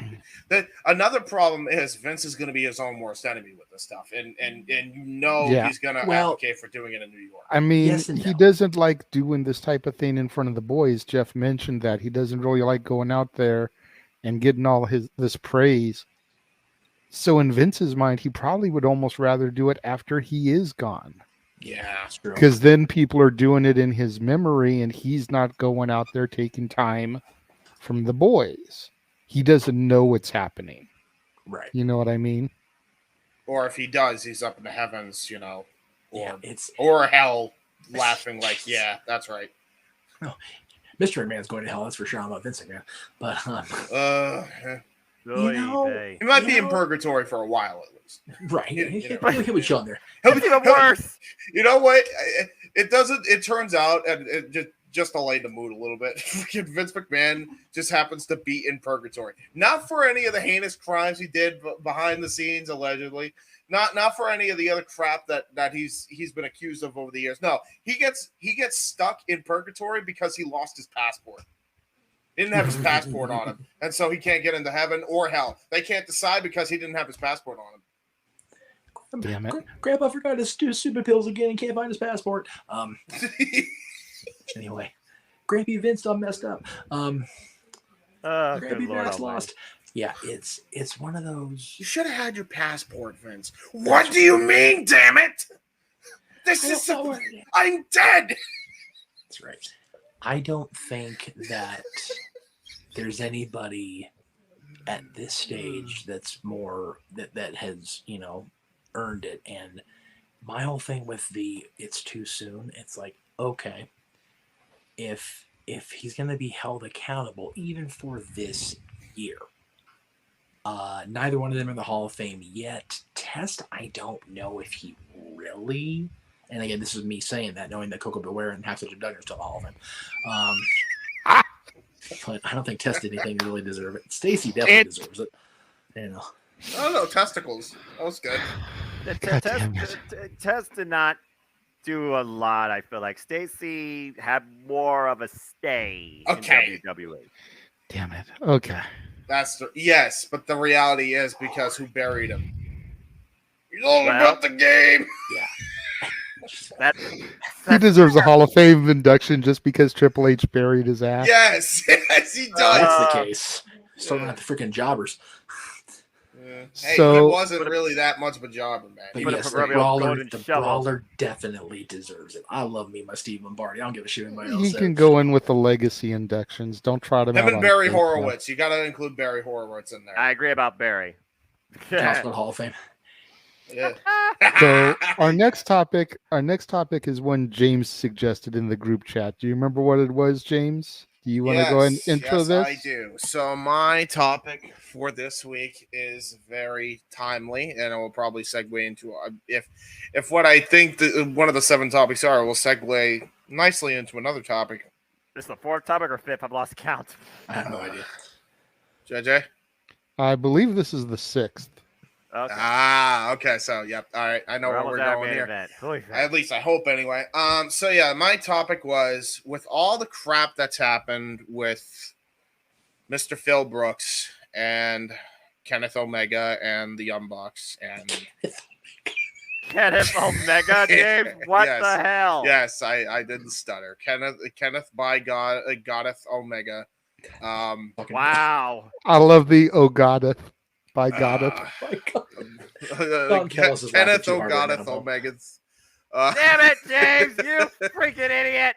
With all the goddamn hoopla that's happened with that whole fiasco, has the rose already left the rosebud in this case when it comes to MJF? Because while the ratings are good right now, are they legitimately going to last? That's really my question, because they're, for years, I feel like we've all said that controversy creates cash, right? Yes. But at the end of the day, we're talking about this was some really embarrassing and bad publicity from all parties involved. Everybody deserves a huge flock of blame here. And needs to take some damn accountability for it, including Tony, by the way. But all of that crap that happened, I feel, has more so outshined what MJF did, which was, again, he returned it all out. And now, because of all the stuff that's happening, Mox is like the biggest talking point even because, and this is right when he came back and he's basically saying, this is not the time or the place. Now, granted, his promo was awesome. I love Mox's promo. I actually got a chance to watch a YouTube clip because I've actually taken a break from wrestling for a couple of weeks because of freaking Twitter. I'm right with you, Jeff. Anyway, so Twitter. I saw the clip and the promo was excellent, but it did outshine what MJF's whole thing was. These WWE, I mean, they could probably circle around back to that, but I feel like now that Punk is gone, that was your money match, and now you're not ever getting that. And if you do, the roles are going to be reversed, and it's not going to happen until months down the line at this point. So has the shine already gone? That might have been the money match, but you figure you've still got Mox versus Danielson, two ex-WWE guys. Yeah. Fighting once again for the AEW championship. Yeah, that's true. And he's got a shot with that chip at whoever he wants, whenever he wants. I assume it's kind of like a Money in the Bank briefcase. He just can't come down as soon as the match is over and cash it in. I don't know if he can or not. I think it's like he has to come out and announce, I want this person on this date. You declare it. So, kind of like RVD did with Cena, as opposed to what everybody else has done. Right. So it's like the question now becomes, where's the bigger draw for Max? Personally, I thought it was against Jericho, but Jericho lost. Right. Out of the people that were still left in the tournament, I thought Max versus Jericho was the money match. Well, but instead we've got Danielson versus Mox. We've got Blackpool Combat Club versus Blackpool Combat Club. Mm. I feel like Brian is enough, and I don't want to diss Brian by saying this, but I feel like he's enough of a similar mold to Punk, coming from that ROH era and then making the jump to WWE and then coming to AEW right around the same time, that I feel like he'd be a good substitute in storyline. Plus, he's the one of the two that hasn't had the title yet. I mean, do we really want Mox to be a 3-time AEW champion? Well, only if you go with the approach that Moxley MJF has only had one match overall over the AEW championship back in MJF's before maturity during the pandemic at All Out on pay-per-view, and he lost. So in theory, Moxley has a win over MJF. MJF has not beaten Moxley yet. But looking at the context and how Bryan Danielson can literally give zero fucks about what MJF says, I do see that, and that's a fresh program, more money in that. I can literally see that being set up for Full Gear, especially in the New Jersey area, where if after that they go back to Bizarro World and MJF comes in as champion in Long Island, New York, that sets the pace for AEW in 2023. Here's another thing as well, and I think this gets lost on people. You can't. The whole idea, AEW was playing it smart in some respects. Obviously, I'm not talking about the drama, but I'm talking about as a long-term story goes, right? They didn't want to rush a young guy in the spot that they were not ready for. Now, you can argue a little bit that they may have done that with Paige, especially with what we know now, but he's not really young. He's kind of a veteran as well. Like, everybody that has held that title was either a veteran that went to the WWE or they went to, the Indies and made a name for themselves and held that belt. And then Punk got the strap. the idea in principle was to have the biggest star that you could possibly get from the other place that hadn't wrestled in so, long. Obviously that's changed now, but I'm talking, the idea of it was he would drop it to the up and coming Max, who would then get over the young talent that he himself wants to elevate. And in theory, that's still going to happen, regardless if it's Mox or Brian. I actually tend to think it's going to be Mox, only because of that promo now that he cut. They may. I don't know if they have a choice now. Well, the end goal is they have to get the belt on MJF.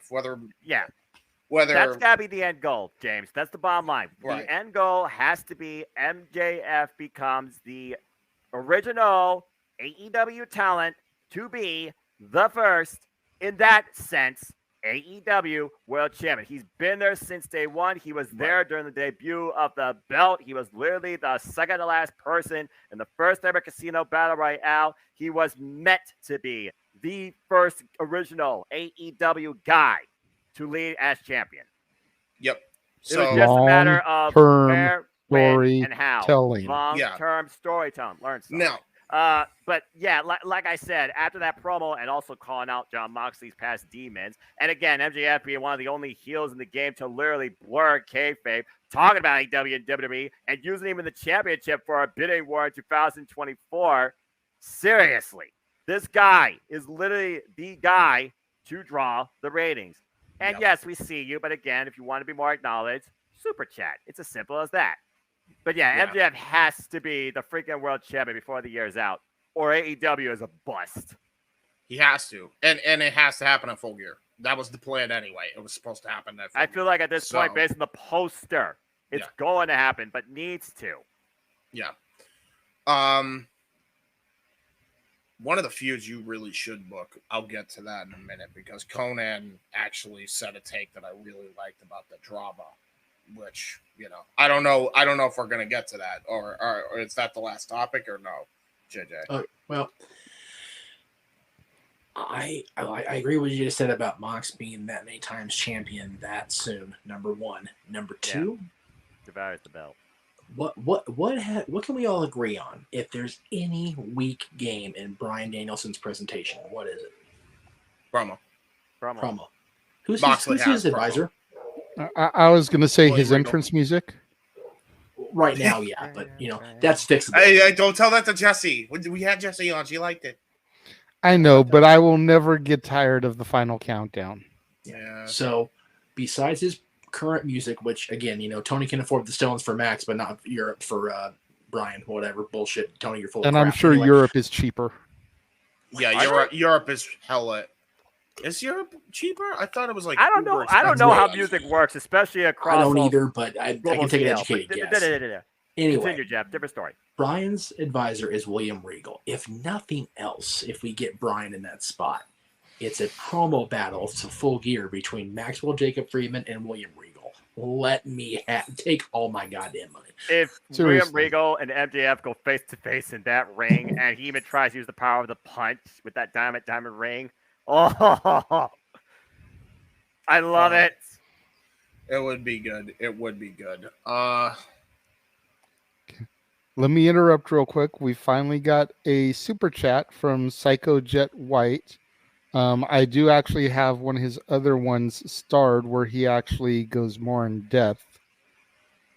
Do you think AEW will still be around in 2024, 2025? I just believe they will be diminished like Impact, with all their stars' drama and the other top stars eventually leaving the company. No, I don't think so. I mean, again, at this point, they got a pretty comfortable position because of that agreement. We know they're going to be at least around for 2024. That's why MJF keeps talking about that year in particular. Besides his contract, 2024 is going to be a turning point in AEW. But I don't think they'll diminish, because there's a reason why Impact Wrestling is still around 20 years later, and they've been through hell and high water. We can talk about the recent controversy in AEW, James, but let's face it, dude. Controversy breathes in the professional wrestling industry, and it's always had for life. It's just now, for once, you're talking about a different company that's not WWE. So that being said, no, I feel like they're going to be around because at the end of the day, as long as the network is okay with what they're doing and what they're working with, I'm not going to dictate the future as far as right now being fine. And by the way, before James gets into his response, thank you, Psycho Jet White, for the super chat. We do appreciate it. Go ahead, James. Yes, and I must say this as well, Psycho. Personally, if it's me, I'm gonna tell you this right now, man. If I'm Tony in that situation, I'm sitting every one of them motherfuckers down, and I said, okay, you all went into business for yourselves. That's great. That was on my fucking dime. Now, here's what you're gonna do, because screw that. Screw all of that. We have the potential to make money here. So what we're going to do is you're going to sit your happy little asses down. You, all of you, including you, Paige, and including you, Omega, and especially you, Phil, are going to get together. You're going to work out your freaking differences behind closed doors right here, right fucking now. And then we're going to make this, turn it into the biggest four-way that we've ever done, with MJF at the helm retaining that belt, and we're going to make some goddamn money with this. That's exactly what we're going to do. That was Conan's take, and I 1,000% agree with it. That's not a bad idea. Not at all. Josh seems to think it'll be diminished greatly because, as Bischoff said with what happened at the Scrum, TV execs aren't going to want to deal with it. What are the ratings right now? Do you really think they care right now? That's a fair point. Ratings are up higher consistently than they have been since I've known about AEW. I don't know anything about ratings. This is the first I've heard of it. Because again, ratings don't mean jack shit to me. As long as the product's on my screen, I can give two shits less what a top 1% actually believes. No, I get you. And we always talk about Nielsen and how those aren't reliable anymore. But for the first time in a since AEW's inception, from what I know, they've been over the 1 point 3 weeks in a row. Right. Which that is big, you know. I mean, and it definitely will probably continue into Grand Slam this week. Yeah, and execs are still going to look at that, even though we know it shouldn't be acknowledged to the way that it used to be. Execs are going to look at that and be like, "Oh, okay, you know, this is starting to turn around now. This is something we still want to support." It's amazing how much these numbers in this particular age range in particular is such like the metric to define. Do you believe this product can still exist? Hey. Jeff wanted to say something, obviously. I don't know. The fact is, no, the shine is not off MJF at all. Fair enough. He'll be fine. You know? Yeah. And period. The fact is, I in fairness, I asked that question before I saw the ratings. I know. In fairness. And again, yeah. I'm not even talking about the ratings. I just know that Max has the ability to clean up that plate of shit that Phil laid out because he's tired, he's fucking hurt, and he's working with fucking children. Guess what, dude? So is everybody else on Twitter right now, including me and my old dead ass. But Max will be fine. Whoever he faces at Full Gear is gonna be more than capable. If it's Mox, he's the rah guy now. He's the guy building everybody else up, getting their audience worked up, getting the boys worked up. And Kenneth, oh by God, Omega, whatever the hell James said, which is still making me chuckle on the inside with hurting pains of laughter. Let Kenny stay in Japan and have fun and be out of the bullshit. Good on him for getting over there and getting out of this crap. You know, I may have been absent through a good chunk of the run for him, but as much as I don't want to see Mox as a 3-time champ, I do feel like he is having the best run of his career probably since the Shield initially debuted. Oh, yes. It is. I mean, ever since he came back from rehab, he has just been on all cylinders. And And then once he joined up with Danielson in the Combat Club, like, I know, he just exponentially elevated. He is the best example of if you let the rehab system work with you, you can get better. Exactly. I'm sorry, I didn't mean to cut you off, JJ. I apologize. No. You're okay on that one. I mean, it would almost be cool. Yeah, it would almost be good to give it to him because of that. But right, I agree. I still feel in my heart of hearts that Brian's the guy. Plus, he hasn't if only because it's transitional. Yeah, and let's be honest here. This AEW title holder is going to be a transitional champion to what's really going to be the first real, organically built single star, originally signed from out of nowhere to AEW, MJF. Yep. Mm-hmm.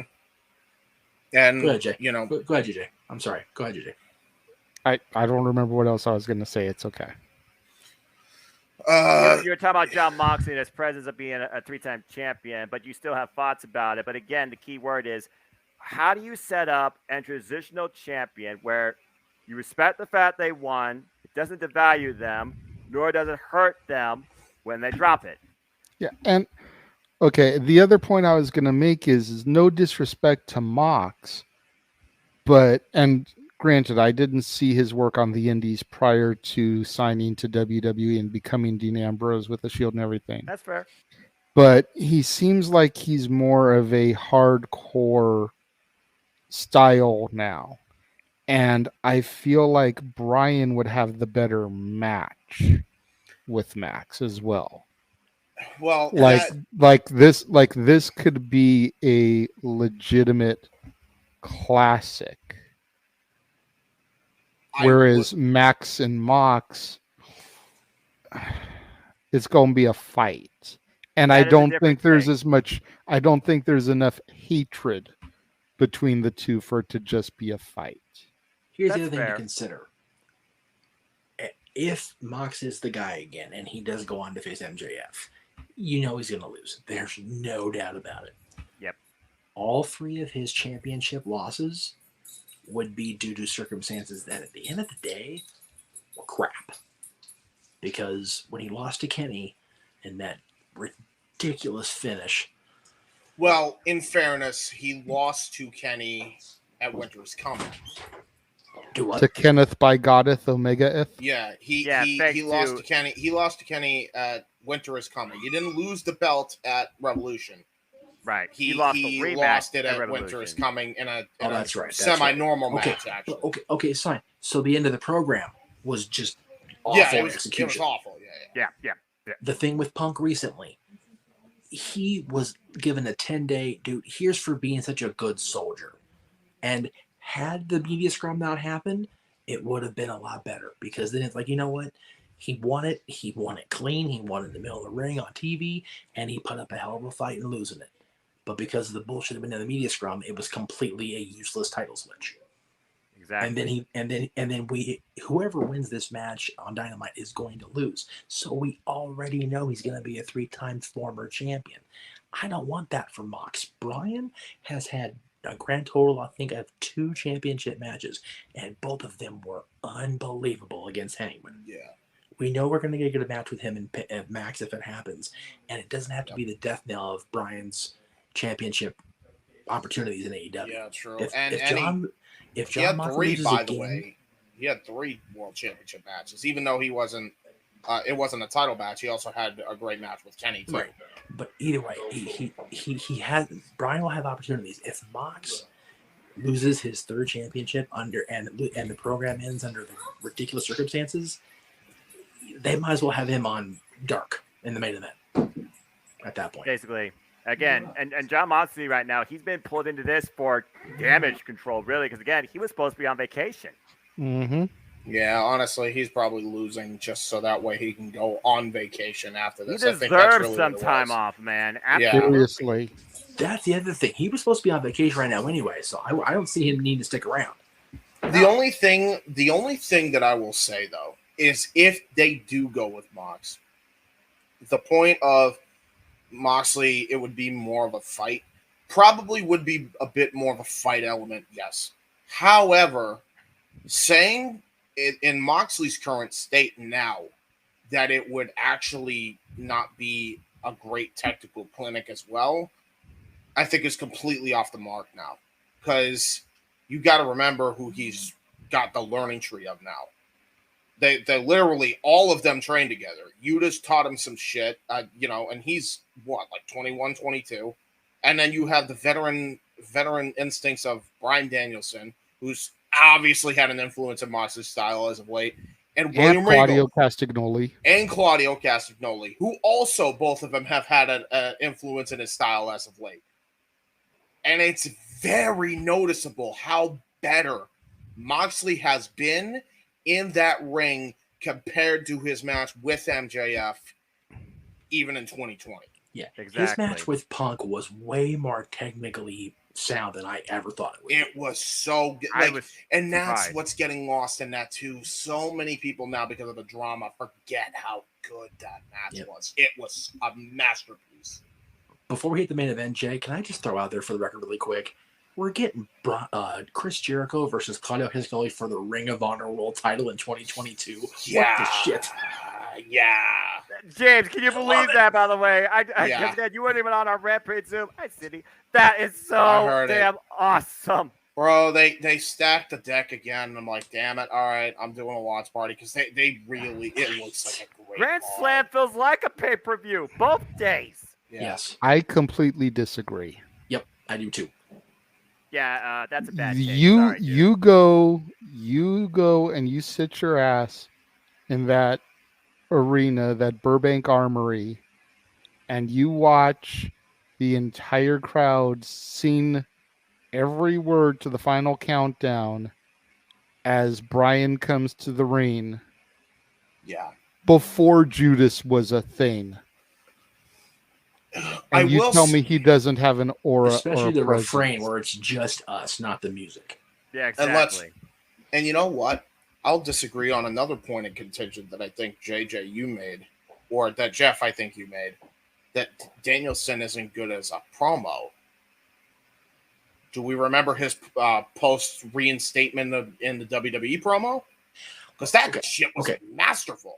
That was one. His retirement was two. He's had a few shining moments. Consistently over the course of his 20 years, not so much. He's let his stretching and his fist do the talking. Which is fair enough. However, if Danielson is the guy, and he probably is now that we know what we know, Danielson could have some gold brought out of him for two reasons. One, William Regal is his mentor currently, like full on. Right. Which means he's going to learn a thing or two with Regal, and Regal's probably going to tell him some pointers before he goes and cuts a promo on Max. Because MJF's going to attack him for his wrestling. Exactly, and Max is going to go in on Danielson, and really, and here's another factor we're not even considering. You know, Punk said MJF is just a less famous Miz for all that's worth nowadays, right? So everything that Danielson wanted to say to the Miz, he will take out on Max. True. I don't think people realize how good that program could actually become, not just from MJF's point of view on the microphone, but also from Danielson's. I think he's going to shock the freaking world on the stick with MJF. Especially I agree. Unscripted. Yeah, I agree. So the bottom line, we are more excited for the aspect of MJF claiming the AEW World Championship at the end, but more so against Bryan Danielson. But you can still make a case for both. Give him the damn belt. That's the point. Yeah, simple as that. If they don't do that, then it's game over for AEW's World Championship. I'm excited for the whole card on Wednesday. I'm here for Yes. 5 championship matches. Only championship matches. So far. Wow. All right, Jay, what is our main event? I'm ready. Let's fucking go. I am so damn ready for Wednesday. Our main event is I'm gonna try to blow through it as quickly as possible because I feel like some of our other topics have gone long. But that's kind of the point of this. Yeah, I know, but I just don't want us to go too long on each of these because the PWI released their list of the top 500. Never mind, Noah. That's always a talking point. Okay, hold on. First off, now before we go, ladies and gentlemen in the chat, guess what? I don't read it, and I have not seen it. Now, to my knowledge, the lovely Renee Paquette has actually spoken on an interview with one of the very writers of this publication. So I can only imagine what these dipshits said this time. Who's number one, DJ? Wait. Well, before we get to number one, I'm not gonna run through the whole 500, but I do have images for the top 10. All right. Well, I figured we would run through those, so we're gonna start with number 10. Oh, okay. Is it Tingus Pingus? Hey, Jonathan Gresham. Yes. Former Ring of Honor World Champion, former Ring of Honor Pure Champion. He is the foundation, fought across Ring of Honor, Impact, Progress. Good stuff.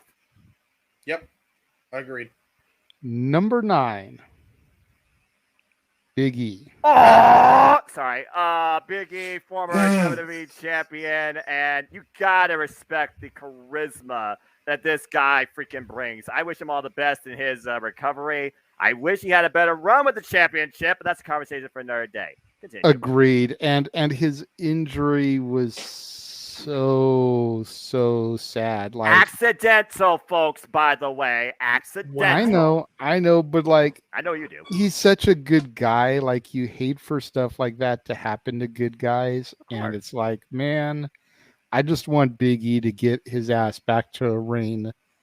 Even if he can't get in there with his boys and wrestle, at least come out with them. You know, let's be honest. Without Big E, the New Day is not the New Day. No, they're not. You can definitely see them floundering, you know, without him. And like I said, just for him to be able to be there, maybe not every week, but at pay-per-views or something as a presence to come out with him. I just think that would be a huge morale boost, and it would make the crowd pop hardcore. I'm not gonna lie. When I was up in the SummerSlam Skybox 2019, I did pop for the Big E intro. What Again, I find subjective. Is that he's number 9, and he got hurt well before the grading period ended. Where would he have been if he didn't?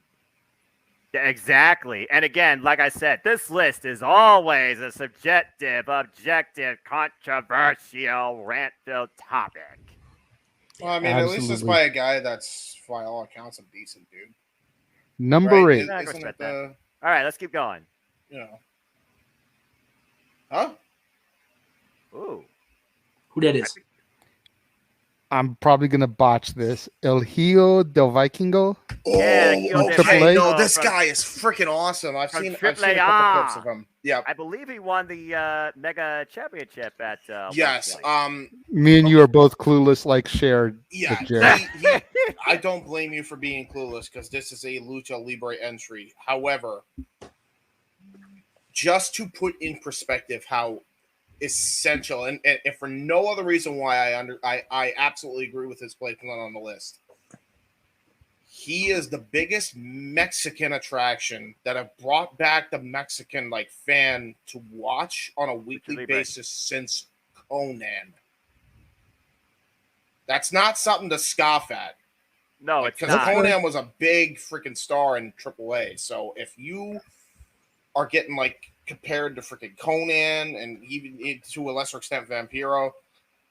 The biggest star in Mexican wrestling recently before his guy was a Horseman 2, damn it. It was Double J Jeff Jarrett. I said what I said. All right, well, Jeff, as far as Psycho J White's comment goes, the reason I don't know much about him is because I don't have access to AAA, although I've seen a couple of Triple Mania shows. But I am aware of his work. He's also been involved with the likes of Penta, Cielo Miguel, and Phoenix. He's actually been involved in tag team matches. And you can ask Hugo Sabanovich because he is brutal.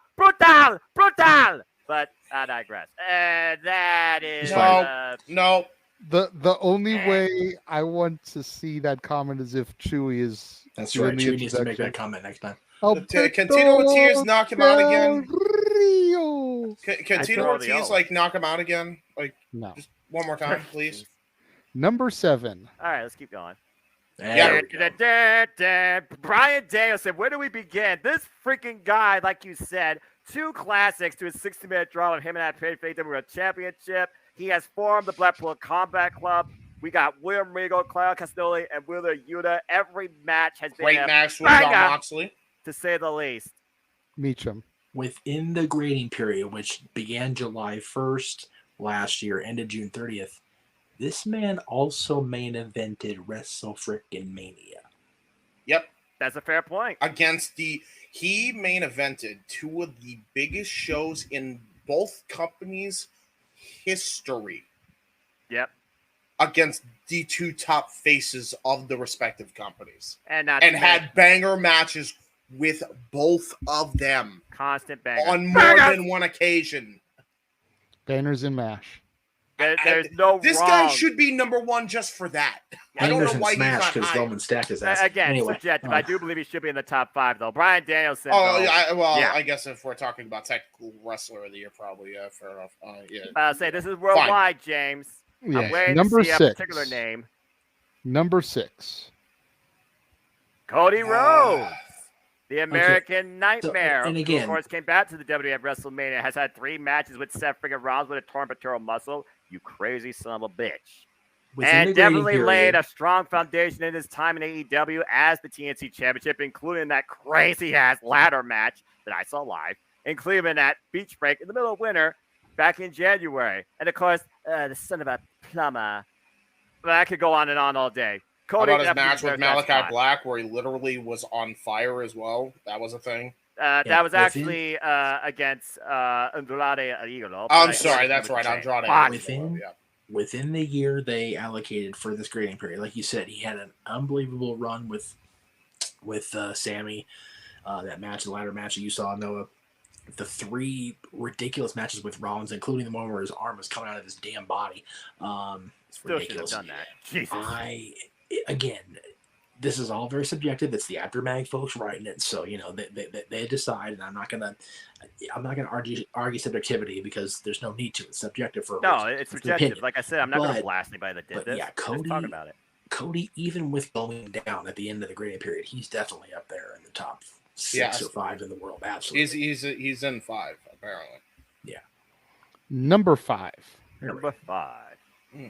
The almighty Bobby Lashley, former WWE World 2-time world champion in the grading period. Yeah, current United States champion, has been in the reigns with the likes of Brock Lesnar, and has definitely been revived in his career, although the Omos stuff was kind of a low note, but good for him. I guess, sure. You figure in the year, he started off the period as champion. Going into the grading period, he was already WWE champion. And then he got it back. Yes, Roman helped him get it back at the Royal Rumble, but he still walked out of the premium live event as the WWE champion. Only lost it because he was in the chamber with Brock frickin' Lesnar. Let's not even bullshit. Brock Lesnar was a pissed off beast. And by the way, Brock is not on the list at all because he didn't wrestle enough matches. That's just the long and short of it. Brock. Come on. Bobby Lashley is, again, did we ever think we'd be talking about Bobby Lashley in WWE or on the PW 500 in 2022? I sure didn't. No, Bobby was not one of those names I was thinking of. There are several names right now that I'm surprised I have not yet to see that aren't on there. So let's keep going. Give it a chance. Here's number 4. I am. Hangman Adam Page, the former AEW World Champion. Again, with those 2 matches against Bryan Danielson, beating Kenny, by God, Omega back at AEW Full Gear last year. His match with Punk, his matches with Archer. Goes on and on and on. Adam Cole, baby, for that matter. Yep. The 2 bangers with Danielson, like you guys talked about earlier. It's people. It was very frustrating to my own brain. The fact that I had to, when we did the show with Greg, where the contestants were talking about, name an AEW World Champion, and I'm like, there were 5? Oh shit, that's right, Adam Page. It was very disheartening to my own brain. It was very frustrating. I mean, Jeff, there are moments where our brain forgets the obvious. Well, right, but the fact that it just happened, that was the thought I mean, with me. But yeah, with Page, it's like, again, he had a top 10 grading period. If you figure July to June, he had a top 10 year. It's just muddy now. I don't know. I'm very all over the place. I'm very mixed bag when it comes to Adam Page. I feel it comes down to the perspective, because you talk about since July. I mean, people were all behind the Heyman on the chase. When he finally arrived and claimed the prize, that's where things kind of got confusing, because you didn't know how to interpret things from there. Right. And to this day, you still don't. You know what's funny about that too? Because every time I look at Hangman Page's run, it really shouldn't have had. Maybe you could have had those 2 successful title matches with Danielson, but realistically, he should have lost that belt a lot sooner than he did. Yeah, when you think about the other matches, they kind of were impromptu on the fly. Like, that's the reason I'm iffy on it, because like the reason why the Gargano title win was so special, right, in NXT, was because he didn't defend it successfully and he lost it right away. But you still remember the moment, and that's all you need in a reign sometimes. It's just a moment of him winning it. Not everybody can be, a freaking 60-minute man every night. You need that underdog. You need the underdog. It's funny we mentioned that, but what was one of the greatest NWA title wins? Kerry Von Erich against Ric Flair. So it's like, I think that's really where the issues lie, because after Danielson, the only other person that made sense was Punk. Who else do you have in between that period? You don't have much. Unfortunately, he was kind of not even involved, but I still go back to the 2 men who were involved in the first ever AEW branded show in 2019 regarding the title, MJF. Yeah. To be, I guess, unfair to the Kerry Von Erich argument, that was more of a, dude, your brother died tragically as hell. Right. Jack Atkinson, Fritz, your son died, dude. Here's the bone for 18 days. Like, seriously, please just have it. We're sorry. That sucks. That's really what Kerry's was. Right, but still. That's fair. I mean, it's still a great feel-good moment. That's why I mention it. It's like, that's kind of, I'm not saying it should have been that short, but that's essentially, you think of a guy like Kerry Von Erich. You think of a title reign like Gargano. Well, I think Hangman Page's was definitely much more deserved overall. Considering the 2.5 long storyline that did everything for him. And honestly, if David Von Erich hadn't died, he would have been the world champion himself. I mean, let's not even gloss over that. So Jeff's got to get me in that. I mean, by the way, at a shoot fight filler Hangman, as much as he trained in MMA, Hangman easy. Yeah. Are you kidding me? Got destroyed in Cleveland. Well, okay, is it a shoot fight or a street fight? Shoot fight, he said. Hangman. Street fight, Punk. Shoot fight, Ooh. it's Heyman. Street fight. You know what? That's fair. That's fair. I didn't even consider that. Yeah, that's fair. Yeah. And I am looking forward to the women's 150, definitely. Speaking of, at number 3.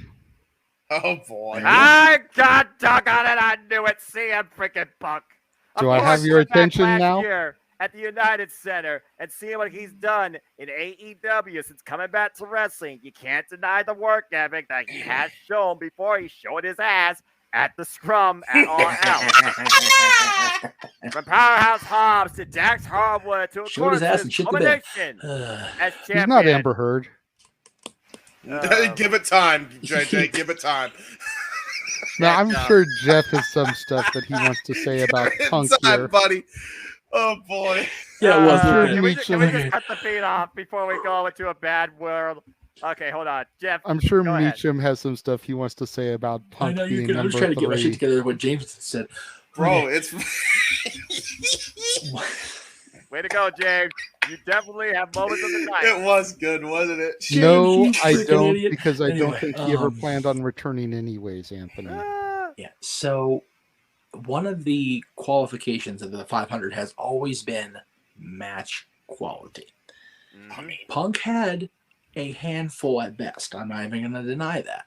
But every match he's had, except for the Moxley squash, and that was actually after the Grand Period anyway, so it really doesn't matter. Every match he had from his return until June 30th has been something that made us remember the old CM Punk and how good he was. Darby Allin, his first one. Yeah, exactly. I have no problem with him being as high up on the list as he is. I don't even have a problem with him being on the list, even if they carry the Grand Period through to the showing his ass, because he was the most visible, popular, up to a point, AEW roster member. Yes, Jay. We do have another $2 super chat in the room from Psychojet White. No more Dark Side of the Ring. Ugh, CM Skunk. He's definitely, and again, people have to remember something. Thank you again, Psychojet White, for another $2 super chat. By appreciate the way. you. We appreciate the money tonight, my friend. Here's the thing with Punk. Yes, we can all make the haha about Dark Side of the Ring and how Punk's headed that way. And that edit on YouTube was unbelievable, by the way. Oh, was that funny? Yeah, that was unbelievable. Yeah. But he hasn't really gone into a dark enough place, I think, to earn that show. Yes, he left WWE under horrible circumstances that were only horrible really to him, not the industry, or killing the industry as a result overall. Exactly. And at the end of the day, kids, as pissed off as we are at him, some of us, for what happened in Chicago the other night, it ain't gonna kill the industry, folks. I told you. And what that's why I still watch together. What happened with Owen Hart had the potential. No doubt about it. What happened with Eddie to Chris Guerrero, Benoit? which led to Chris Benoit, most definitely almost did kill the goddamn business. And a lot of the other stuff we've seen in Dark Side of the Ring has been tragic stories that came to an even more tragic end. Right. Punk, as old, tired, and in pain as he is right now, he's still in a good place. He's got money. He's got a great wife who he and I always have a chance to meet. Wonderful person. He don't have to wrestle no more if he really didn't want to. Yeah. Damn, Stephanie, you up late. Oh, he's out of Bristol. That's why he's going to be at the race tomorrow. God. Thank you for popping in there, Mikey. Love it. We love you, bro. We love you, bro. I wish there were. I wish once there is a wrestling event in Bristol Motor Speedway. It has to happen. It has to happen. Dude, what is this? Honestly, Road Wild? Sturgis and shit. One of my bucket list is to pray that WWE is touring in the Garden area the same week the Kings are in the town playing the Rangers, because that's a double bucket list for me right there. It'd be awesome. My bucket list is so really long. back in though. Yeah, Punk being this high on the list doesn't bother me. But with the Dark Side of the Ring comment that was brought up in the super chat, Punk's story to me is not tragic. No, it's not. Punk's story to me is just childish, petty stupidity, is what it is. Yes. And that's the problem. And you know what? It's not even just from his side either, even though he's one of the pettiest MFers on the planet. Everybody holds some blame there. Freaking Cabana, that WWE doctor, Matt and Nick right now, Kenny right now, Tony right now. His mother, the invoices, the receipts. Seriously, CM Punk's beginnings, maybe not tragic, other than his dad being a raging life-altering alcoholic for him, are not tragic. They're just kind of fucked up. And we all can relate to that. We all had fucked up moments. We've all got something like that in our past. And at the end of the day, if you were going to do a Dark Side of the Ring on CM Punk, it would very much be like the behind the music on Weird Al Yankovic, where they had to make shit seem more dramatic than it really was. Yeah. Because nothing really dramatic ever happened to Weird Al. Yeah. No. It's like the fact that UHF bombed and his beef with Coolio are like the most dramatic things in his whole career. Seriously. It's like see him, and they had to fabricate that so they could leave you on a cliffhanger to go to commercial after those topics. I'm just going to say this right now.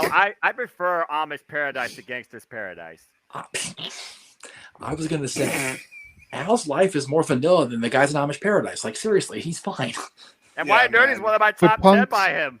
Punk's life is very much the same. Like, yeah, he had a couple of moments in his life that really, Bro, I wish I had Punk's life. I ain't even Are you kidding me? No, don't get me wrong. WWE, I would like to erase, but come on. Yeah. Honestly, Punk's 2014 wouldn't wish on anybody at all. No, not at all. But 2013 as well, by the way. Second half of 13, I'll say. That's where it started. Other than that, yeah, he felt he had to sit out and be a pariah for all those years, and that couldn't have been a good feeling for him. It couldn't have been. Oh. But at the same time, it was that CM Punk, that Phil Brooks, that encountered my family and got me to give him a free pass until in Chicago. So I don't think the time off was bad for him, but at the same time, that media scrum made us all realize that it wasn't he needed time away from WWE. He needed time away and permanent time away from the business. Anyway, exactly. Number two. What's number 2? Redmaker! Yeah, I'm not shocked. Okay. Yes. Yeah, I'm not shocked. So here's my thing with Okada, and again, I'm not very knowledgeable about overall because I haven't had a chance to watch a lot still. But I will say this: of everybody in the top 10, he had the most singles title match losses. He had 5 singles losses. 3 of them were for the championship matches. 2 of them losing as a contender. 1 of them losing at a WGP championship. But he did become a WGP champion during the Great Period also. At Wrestle So it's one of those. This is Jeff Meacham's opinion. Okada being number 2 is the Aftermag folks trying to play to Meltzer. Yeah. I told you this list is going to be subjective, especially with who is involved with it and influences it. But Okada doesn't surprise me. I thought it was Bill Apter's list, no? Or is that a different who the hell knows? Bill's no longer part of the magazine. We just call it the Aftermag because that's just the easiest thing to call it.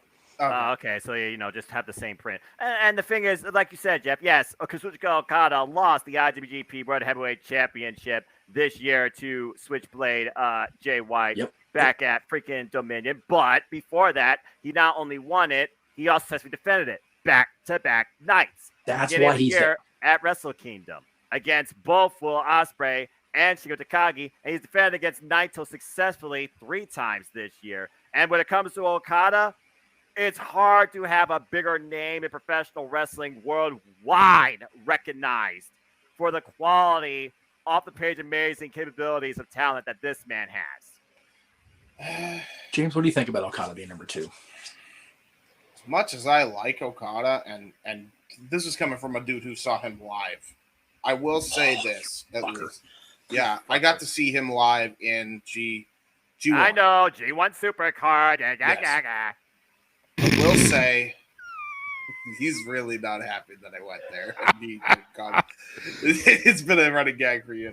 Now, being there live and seeing him perform live, if we're talking about all time, and I'm not even kidding when I say this, as far as being the best worker ever, he's been the best worker since Flair. He's definitely genuine to God. Like, he is the best worker since Flair. Bro, when he does the freaking taunt for the Rainmaker, you couldn't hear a pin drop in the freaking Madison Square Garden. It was deafening, dude. I hate you so much right now talking about that. Bro, it's unbelievable how he just has the crowd in the palm of his fucking hand every match he has. It is so Flair. It really is. It screams that for me when I see Okada perform. So there's a reason why Triple H said his number 1 sought agent to go after. Like, legitimately, if we're talking, if this was a decade list, I'd easily put him here on number 2. But if we're talking the year, and remember, it's July 1st to June 30th. Right. So 11 months. Well, and no, I can't put him at number 2. I can't do it. Yeah. No way. Now, let me.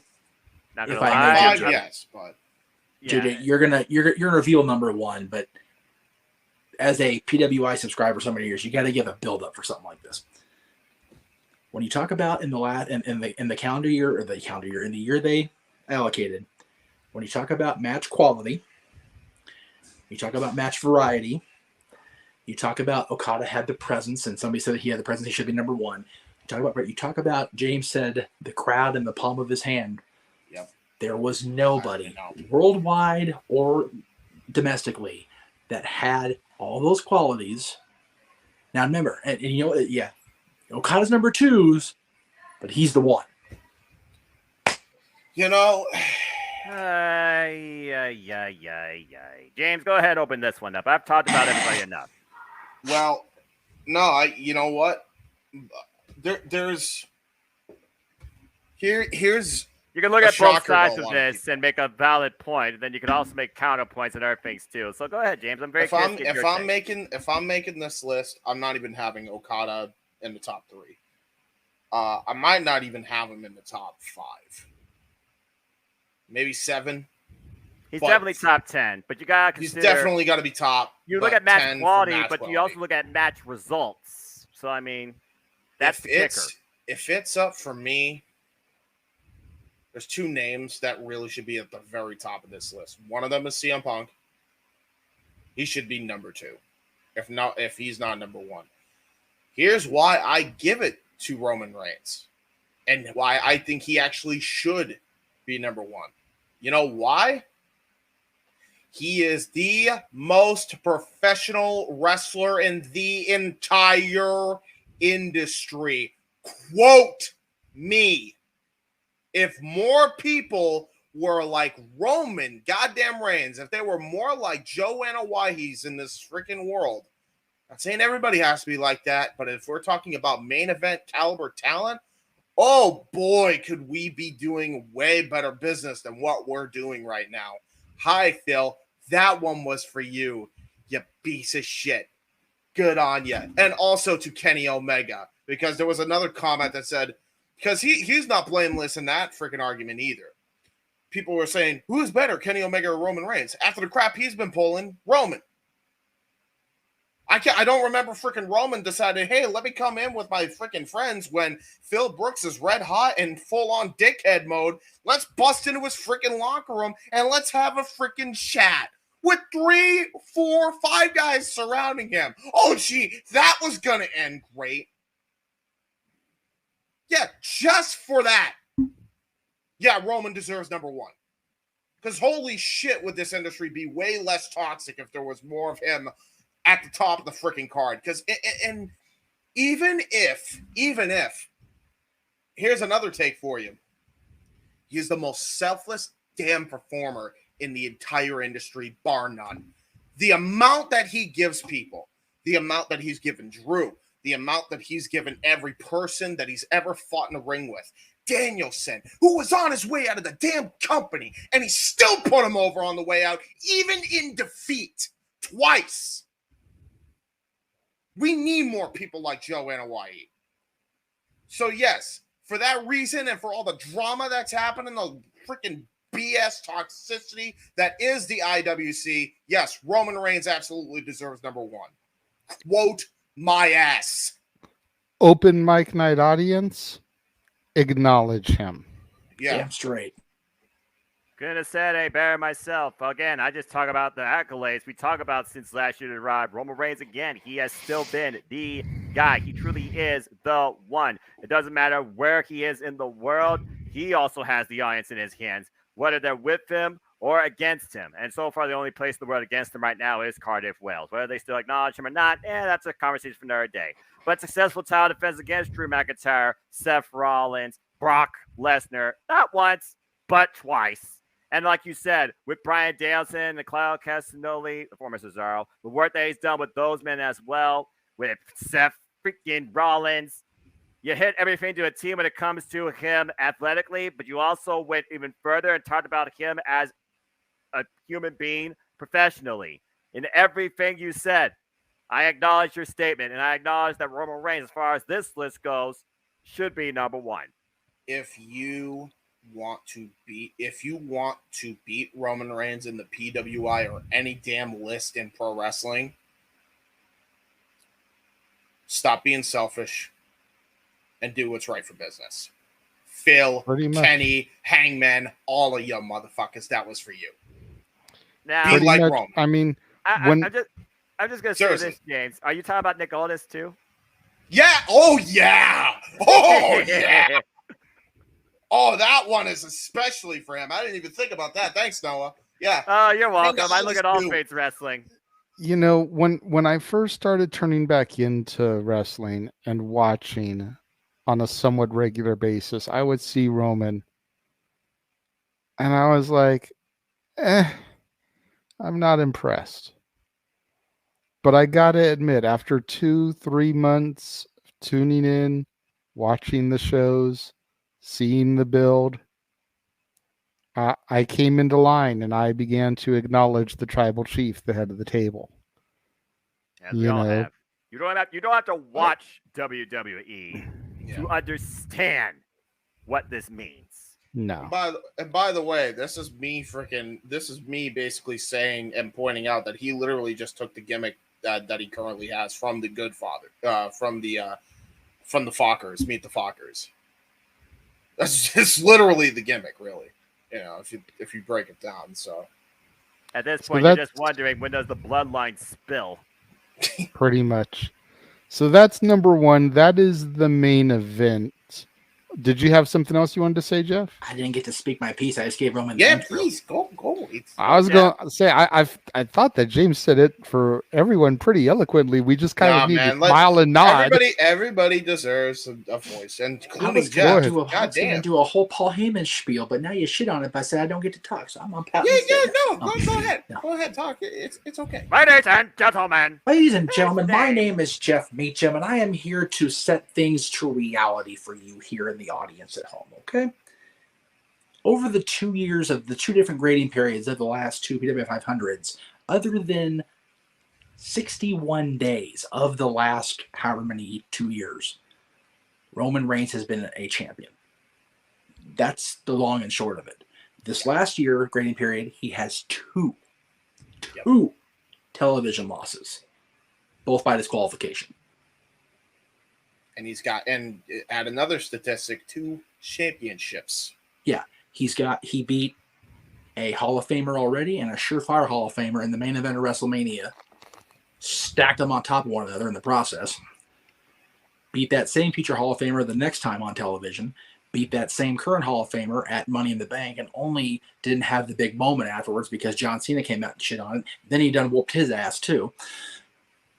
Beat Brock Lesnar to become WWE champion again. Has been champion ever since. Got his bloodline assembled. They are the tag team champions, undisputed. His other cousin is now the North American champion. He's got the best ginger in wrestling, not named Jeff Meacham, as an honorarius. He's got the wise man by his side. You can't argue with success. JJ, I think, said that on a recent episode of Dads or one of the shows we did here recently. You can't argue with success. No, you can't. Yes. James, my God, like seriously, I just want to like have like this big giant robe and just, like go to and worship at the church of James, man. He is the most professional fucking dude in the business right now. He's selfless as hell. It is right. That part you did take, and I could have went ahead with a nod and smile like JJ said, but I just had to just give you the stats. Since Mikey's not here to give you just the facts, man. Champion the entire grading period, almost the entire grading period last year. Only was number 2 last year because Kenny Omega had an unbelievable freaking year last year. And even then it was a debate. I don't care what anybody says. No, that's always going to be a debate. Like I said, this is always subjective objective. Continue. But yeah, Roman has been everything that Vince McMahon tried to make him be the previous 5 years before he actually became what he should have been. Because once he flipped that trigger, once he flipped that switch, pulled that trigger, and that camera panned over just enough to the right where we saw Paul Heyman at his side, everybody went, oh, okay, here we go. Before that, couldn't have cared less if he came back. Exactly. And the fact is, he went into business for himself. He forced that to happen. Which James said, he's the most selfless guy as a character, as a heel. Sometimes. As a heel coming back into a situation where you've been wronged completely out of your control, both major runs you've had, you go in there with a chip on your shoulder. You go in there full of piss and vinegar. You pull a Stone Cold Steve Austin in 2001 and hire that insurance policy. In Austin's case, it went over like a fart in church. In Roman's case, it's gone off like a fucking cannon at a football game. Yep. Roman has become the top dog in wrestling, period, bar none. Yes. Because, again, he is the only one that I have seen that has been the most selfless dude in the entirety of wrestling. Yep. If you know, we're not even just talking about just kayfabe anymore. We're talking I understand about, that. Yeah. Especially with recent events, man. Yeah. Roman absolutely should be. I mean, I can't think of a better freaking candidate at this point. Yep. Nah, me neither. I was telling JJ in a private. I didn't mean to cut you off, James. I'm sorry. Go ahead. In a private discussion, he and I was riding down to the club the other night with my buddy Travis, and Travis said, the only bad part of WWE didn't get any media discussion because AEW's bullshit overran it. It's like, do you know why WWE didn't get discussion? Because they didn't need any of the bullshit media coverage. They went out there after the Cardiff show. Roman didn't say a goddamn thing except, maybe y'all acknowledge me now since you didn't out there, and got up and walked out. Everybody's going, whoa. He didn't have to say a damn thing. And look, everybody was staring at him walking away for the right reasons. Everybody watched the AEW champion walk off the stage for all the wrong reasons. That is the difference. And I want to add this as well, because it does mean a lot here. Think of this. I think with Roman now completing the deal, is this not a case where all of the Shield has been in the PWI Top 500 at some point in their career? At number one, I don't think so. I don't think Mox ever got there. No, Moxley did. 2020 he did. Then I believe he maybe did. it is. I'm not sure. That's why I'm gonna go ahead and Google the past list. Yeah, if you can, that'd be great, because that would top. Honestly, I wouldn't be surprised if Rollins was up on that list. And if that is the case, James, then the NXT system works, at least from PWI's point of view. Yeah, apparently. Okay, let's see here. Moxley was ranked number 1 in 2020, and Seth Rollins was ranked in 2019 number 1. So there we go. And 15. With the exception of Omega last year, they've had the last 4 years. One member of them has been number 1. That's crazy. Yeah. Okada Omega did it for 2 years, but other than that, it's been the Shield going back to 2015. That just goes to show how influential those 3 men in particular have been to the entire business. But as far as this year goes, when you look at not just the athlete, you not only look at the worker, you look at the human being. Roman Reigns absolutely has definitely been the person in the industry. Yep. There's a reason that even the most jaded audience there is in wrestling today, and that's the NoDQ Galaxy, acknowledged Roman as the superstar of the year last year. Yep. We actually got it, just not at Mania. Yeah. That happened at Battleground 2016 when they were doing the brand split. What a botch job. Don't get me started on that. Let's make it about the brand exclusivity. Yeah, no. Don't even get me started. What is brand exclusivity anymore? I've heard that's not a thing. And at the same time, we also got all 3 of them as the world champion on the same night, technically speaking. Oh, yeah, that's right. Money in the Bank in Las Vegas. Yep. 2016. I do want to point out as well, if for no other reason, take this to heart. Yep. Because these are and to a lesser extent, Rollins for Twitter, obviously. But when it comes to Moxley and Roman, there are not 2 members right now that are the absolute personification of professional right now. I can't think of another two. You need to be more like these guys. Yep. Agreed. Punk, and I will say it again, Punk, Omega, Bucks, MJF to a lesser extent, and especially Hangman, because I forgot about you. Get your asses back to AEW after the suspension bullshit's over. If MJF's still the champion, you four work together and make some goddamn money. Because you know what? You know why? Fucking Roman would have, and so would Moxley. And the latter of which is in that company right now. And JJ, when you stopped watching full-time in 2013-14, did you ever think we'd be on the same level of agreement that John Moxley or Dean Ambrose or whatever would be one of the two most professional guys to give a rah-rah speech and to keep their business together? Shit, I didn't. No.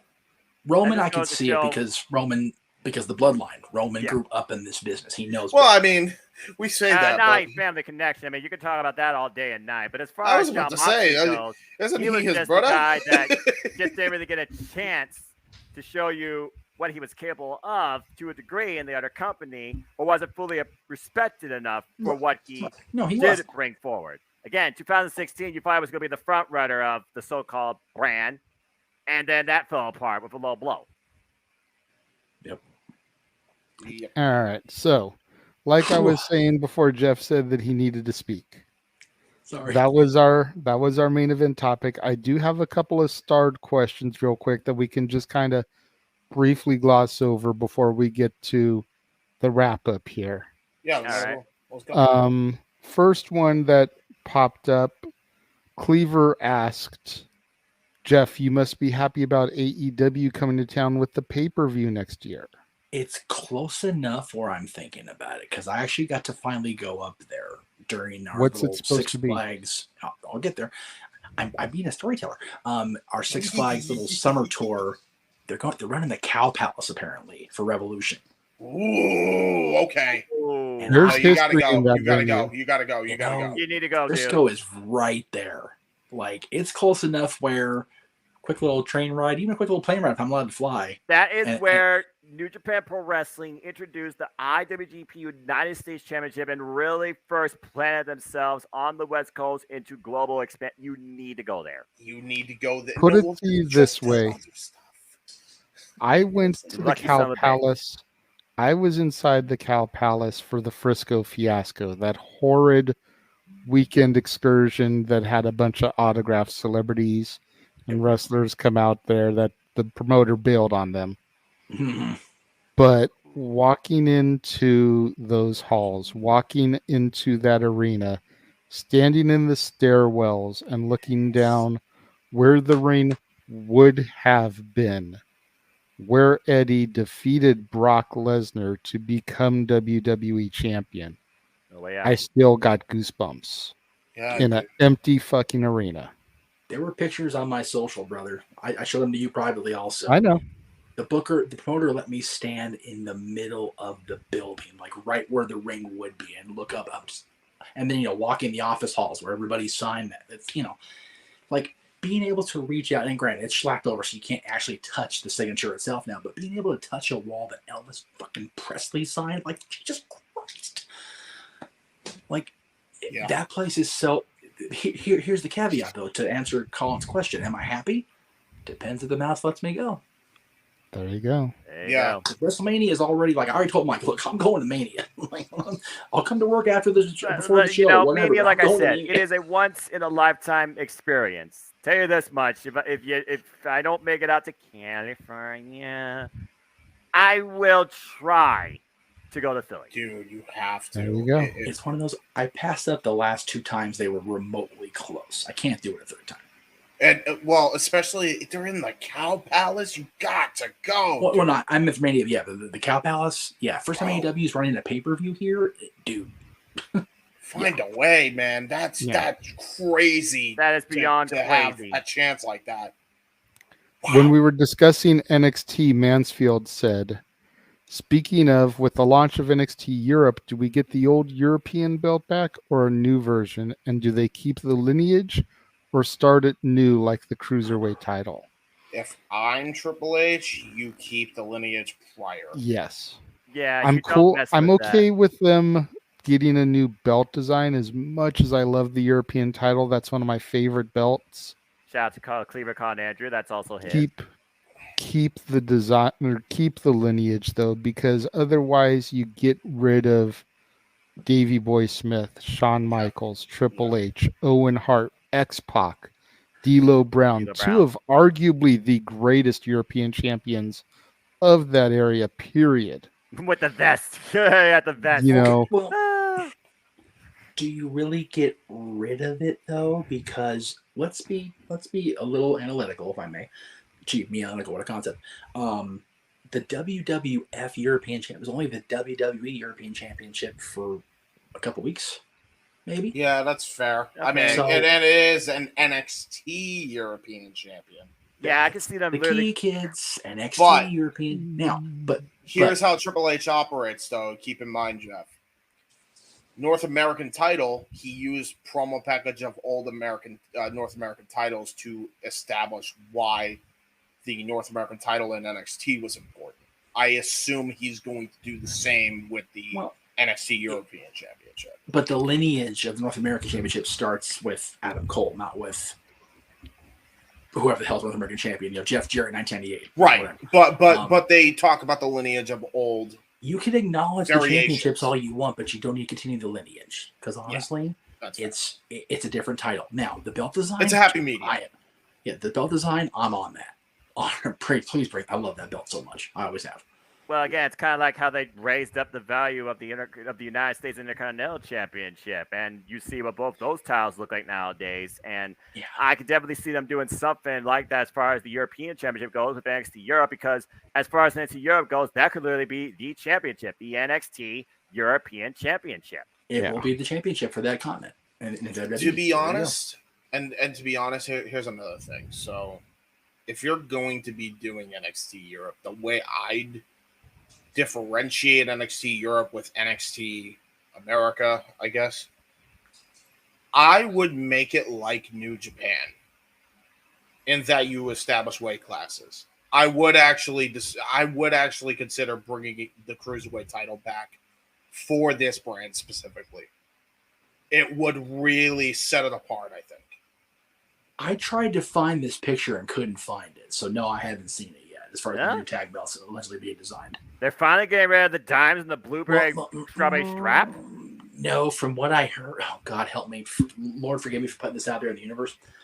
I heard same pressed penny design, but with a raised WWE logo on it, like the world titles, and then blackstrap. Oh no! Yeah, it sounds fugly to me. It really does. I don't like what this sounds like. And again, I even checked with Belt Van Dam, and he hadn't posted the pictures that I saw. And that was a couple days ago before I went back to Disney and started doing all the stuff yesterday. So I may have missed it since then. But guys, and James, to go with your point, going back to NXT Europe as far as the weight classes go. Well, hold on. You got the heavyweight. I'm the tag team champions. I'm the tag team champions. I'm not going down that rabbit hole with you. Stop it! Stop it! You I mean, idiot.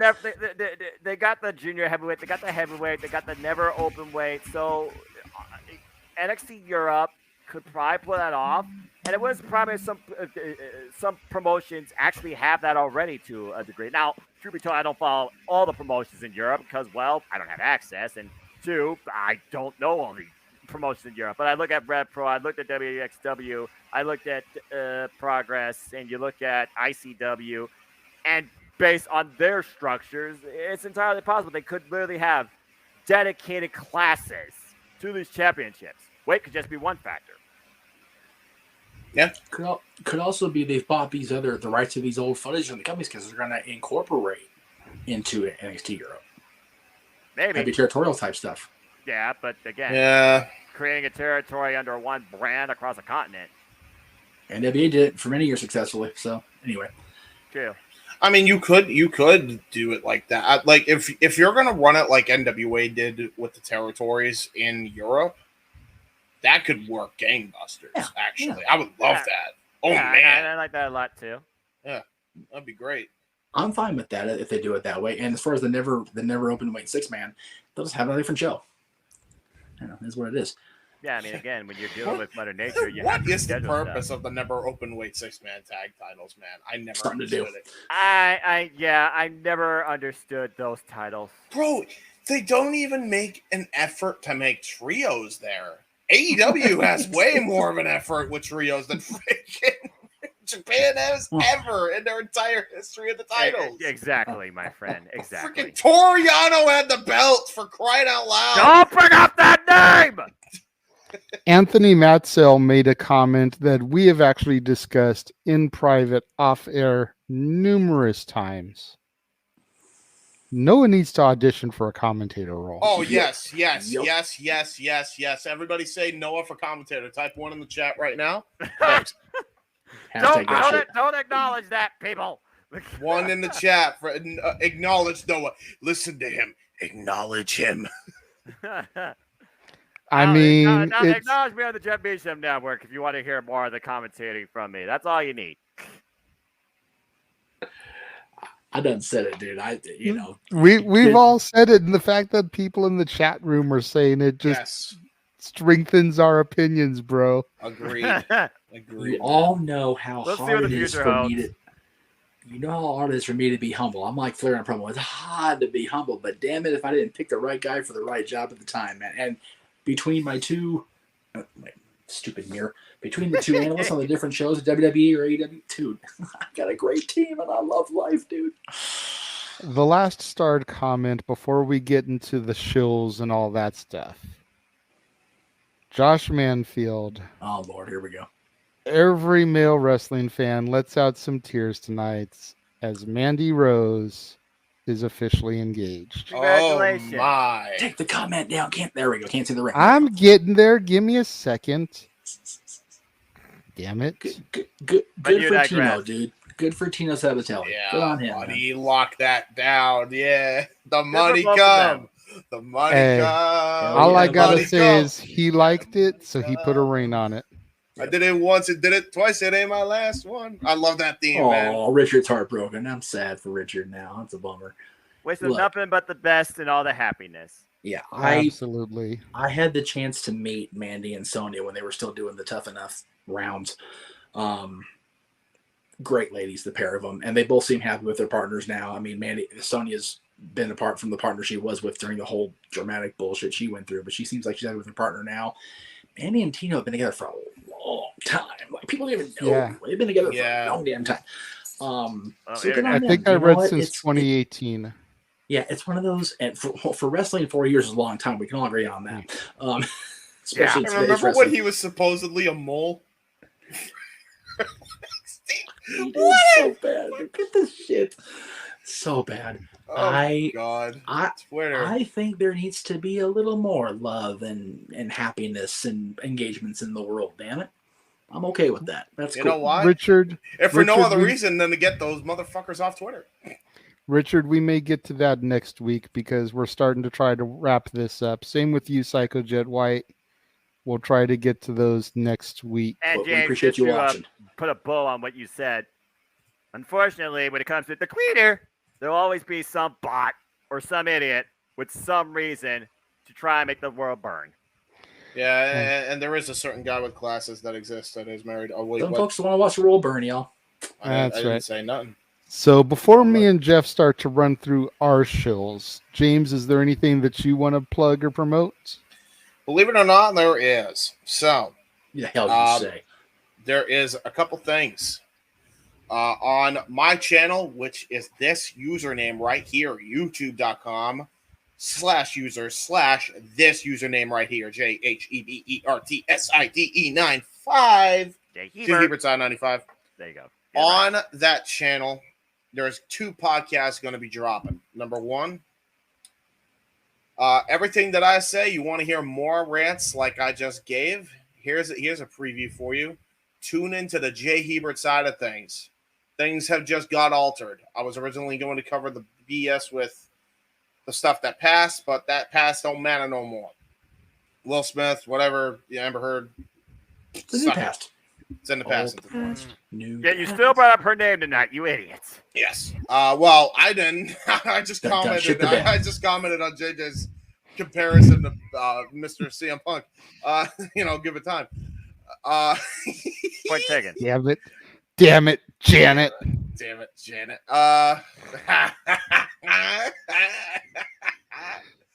Okay, so you want to hear more thoughts on my? Do you want to hear my full in-depth thoughts? Go check out the J Ebert side of things, because I am going to be breaking this down, the whole drama, piece by piece, why there is money on the line, and why nobody should be fired, and why the absolutist mentality has absolutely hindered the growth of professional wrestling more than anything else on social media. Stay tuned for that. And that's not monetized, so the swear words don't amount to shit. Oh no, I am not monetized. So you guys want to hear my full uncensored thoughts? Go check that out. Oh, that's number one. Number two, your discretion is advised, but will be ignored. Oh yes. And by the way, and I say it in my disclaimer on the J Hebert side, but they are my views and do not respect the views of FTW Productions or anybody that works with FTW Productions. They are his opinions. Spoiler alert. I am FTW Productions, kind of. There we go. Check that out. And also, Grand Slam Watch Party will be a go. It is greenlit. We are doing it because, holy crap, they stacked the card and I need to see it. And that means both Dynamite and Rampage. So I'm sorry. That's actually 3 shows. I stand corrected. So check that out. Which is going to be heavy in the promotion field. Right now on Casey's channel, there is a Let's Play of WrestleMania 19 Revenge Mode. Check that out right now. That is a fun little adventure mode if you had never played it before in your life. A GameCube game with a great adventure mode where you get to beat up Vince's security force, aka the local jobbers and or CAW creations. So this WrestleMania 19 that was on the GameCube. That was on NoDQ, yes. I was gonna say the NoDQ brand. I love it. Yep. So I've been playing the revenge mode. It's a lot of fun. I basically just been chatting shit with my friends while beating up some poor helpless security. It's a great time. Go check it out. Also check out the retro that dropped earlier today on my friend Owen's channel of Raw, which is how ironic. They actually picked a great one. It was a Raw. It was the October 9th, 2017 Raw. That was the Raw where the Shield reunited in full force for the first time. It was also the show where Sister Abigail debuted. And it was also the show where Enzo Amore main evented the show. It's a very eventful show. And the reason it was picked is, well, considering everything that happened this week, it was a show that happened on the opening week of Monday Night Football. So go check that out. I think you guys will appreciate my friend Chris Dodd and my friend Owen Finch's takes on that Raw. Go check that out. And as far as that goes, I think that's all I have to plug. That's just about everything. I know Noah will plug his stuff as he usually does on the end of every show. So there you go. Yes. All right. So now we'll run through me and Jeff because Lord help us. Very few for me this week. It's more about you, brother, because you're marching through your back to school month. So yes. If you didn't check it out today, go check out my new release Saturday of Me Time, Netflix original movie starring Kevin Hart and Mark Wahlberg. Tomorrow, of course, will be the War Zone, the weekly acquisition report, where I show off the newest additions to my ever-growing movie library, all stuff that I've acquired from my latest job this week. Oh, geez. And it's more than just DVDs. There's actually a book in there, kids. There's a CD and there's a vinyl record. Nice. Yeah, records. Love it. You members. On Monday, we go back to the 80s and we start Fast Times at Ridgemont High. Sean Penn, Judge Reinhold. What do you mean, huh? Just that guy's living life right now. Yeah. Phoebe Cates, Nicolas Cage in his very first role, credited as Nicholas Coppola. Jesus Christ.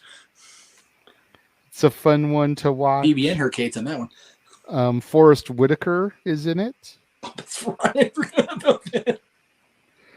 Then at the top of the hour after that, Jeff and I will be discussing the top 10 X Division champions. Now, as I said on both Me Time and the War Zone. Yeah. Jeff and I both stopped paying attention to NWA TNA / Impact Wrestling after the Hogan era. Yes. So we'll say about 2013, 2014. So pretty much all of the champions on our list are prior to that, pretty much from the inception to the Hogan era. And held that belt. Basically, we did not feel that it was right to speak on the other champions because we can't speak, with an educated mindset about it because we didn't see them at the top of the mountain, at the top of their game, unless it was somebody who had already held the belt and had another reign. It was like, we don't know enough about the person to eloquently speak on them, so we bypassed them. Okay. I have a request because I think it would be funny and it would be great memorific fun. May Noah and I do a parody of this show called Sons Always on Wrestling, where Noah and I break down the modern TNA X Division titles of all time and give a legit list. You know what? That's actually kind of funny. Yeah, right? That would be great. So you break down your era, and Noah and I will break down the era that I guess was more kin to us as adults. That'll work, right? Yeah, I mean, everyone from Trey Miguel, Ace Austin to the current champion, Speedball, Mike Bailey, go from there. I'll allow it because I'll be honest. I was going to have Willie Mack on the list because of who he was to us. But Jeff was like, I can understand everywhere you're coming from except for Willie. Yeah. And I was like, yeah, you know what? Dude wanted to charge me $250 to do an interview after everything we did for him back in the day. So you know what? We'll take him off. We'll put someone else in his spot and call it a day. He's lucky he's getting an honorable mention as it is. Muckerfeller trying to upcharge me. You slept on my floor, Willie. Screw you, dude. Anyway. But in any event, then on Tuesday, Stat Boy Sports Bar featuring Dory Lou. The food is hot. The beer is ice cold. The seats are warm. So pull up a bar stool and engage in some good old football talk with Stat Boy, Dory Lou, and potentially Big G and Josh Mansfield, regular panelists on his show. Also, keep in mind, Jay, as you're going through that there is a open football squares pool right now. You can check out my tweet with the grid and, donate through Mikey's PayPal. We're up to, I think, 64 or somewhere in the 60s on there. And it's for the second Monday night game between Minnesota and Philadelphia. So you have till Monday morning to get your pick squares in for that. Okay. And then later that evening. Oh, yes. Yeah, still going. This is, by the way, I sent a big calendar out to the group on Moss. This is the last one that's actually confirmed is going to happen because next Friday, the 23rd, is my first day of training down at the House of Mouse. So I don't know how much it was going to be after Sunday, the other training day at the House of Mouse. So this is the last confirmed one. Not having a finale, not doing a big old send-off, none of that shit. I'm just saying this could be the last live one for a while. So I'm going to enjoy it. Hopefully they give me more to talk about on Raw because we kind of talked about everything I wanted to talk about tonight, which is fine. I love this shit. So we'll see how it goes. But yeah, I'm going to enjoy it, and I'm going to enjoy whatever life brings after this coming week. It's going to be a cool week. There you go. And then we were asked if, like the Breakfast Club, well, on Wednesday, I'll be covering the Breakfast Club. Hey, a movie. As the clan spends the day in detention. That's right. And then She-Hulk, Attorney at Law, the newest episode I will be covering as well on Thursday. Give me 1 second here. I just noticed something ended up getting erased somehow. Friday. Oh, Lord. We're going to be playing hooky for the day and talking about Ferris Bueller's Day Off. I think there's the one I'm actually going to be calling for. Such a memorable movie that it was featured in Jeff and I's top 10 musical moments from non-musical movies. As we had the parade sequence with Ferris doing Twist and Shout on the list. Yeah, we don't talk about that show no more. That's right. Ever since Jeff got embarrassed because he left Johnny B. Good from Back to the Future, his all-time favorite movie, off of the list. And then I botched Back to the Future again in the last episode of Dad's. Ouch. And Johnny then for Johnny new B. Good release, versus Johnny B. Bad. Book it, God. God damn it. God damn it. Johnny B. Good shit. That's not fair. Anyway, and then for new release Saturday next week, we're going back to the convenience store for Clerks 3. And I literally just saw this movie in theaters last night. Holy hell, is it a great way to wrap up the trilogy. I'm glad you saw it, brother. That's awesome. I was in tears. Anybody that's a fan of Dante Randall, Jay, Silent Bob, etc., needs to go see this movie and watch their story end. So, is this the end of Uscuiverse or just the Clerks part? It's at least the end of just the Clerks part. Okay. It is a definitive ending to the Clerks trilogy. Like Cece said last night, there's still enough open ends in the View Askew universe where the characters can pop up in one of those movies. Okay. You know, if they do a third Jay and Silent Bob, since they did Strike Back reboot and do a third one of those, could pop into that. You know, if the characters, if they ever get a Mallrats 2 or a Chasing Amy 2 and the characters go to the Quick Stop, they can pop into that. Chasing Amy had a couple of scenes at the Quick Stop. So, you know, it's always possible, but they need to find a way to have those characters cameo forever like Sam Lee was supposed to do, damn it. Yes, you did miss the review for Last Clueless. Monday. Clueless was this past week. You're going to have to go back in the archives. I enjoyed Jade Cargill's She-Hulk. That was awesome to me. Except for I when she felt wasn't like really. such a dumbass because I thought Wonder Woman, because the makeup was so bad, I couldn't see the green tint. It was more the outfit. The outfit should have been the big I was giveaway. expecting you to get that, Jeff. I threw you a curveball and you missed. I am out. just so I threw you a still. curveball and you missed.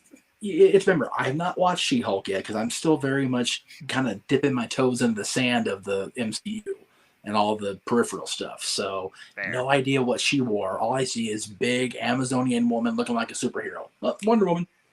No, I get your thought process on it, but the outfit that she wore was not like the show at all. Right. It's more of a throw to the comic book. Oh, yeah, I definitely would have known that then. Not a freaking clue. See, here we go. Oh, yeah, never would have watched. Never, because I never read Marvel comics except. See, because that's basically the exact outfit she wore. I had a couple of issues, if you remember, Jay, of the old the Wolverine spinoff that they ran in like the 90s. I had that. That's really all I had. But and the only DC comic I bought was Death of Superman, so. I was happy with that She-Hulk that just appeared. That was amazing. No, that's yeah. That was phenomenal. It's a throwback, man. It's a throwback. Yeah, it's a throwback, all right. And then before we let Noah loose to plug what he needs to plug and send us out of here as he always does, I want to give my quote for the week.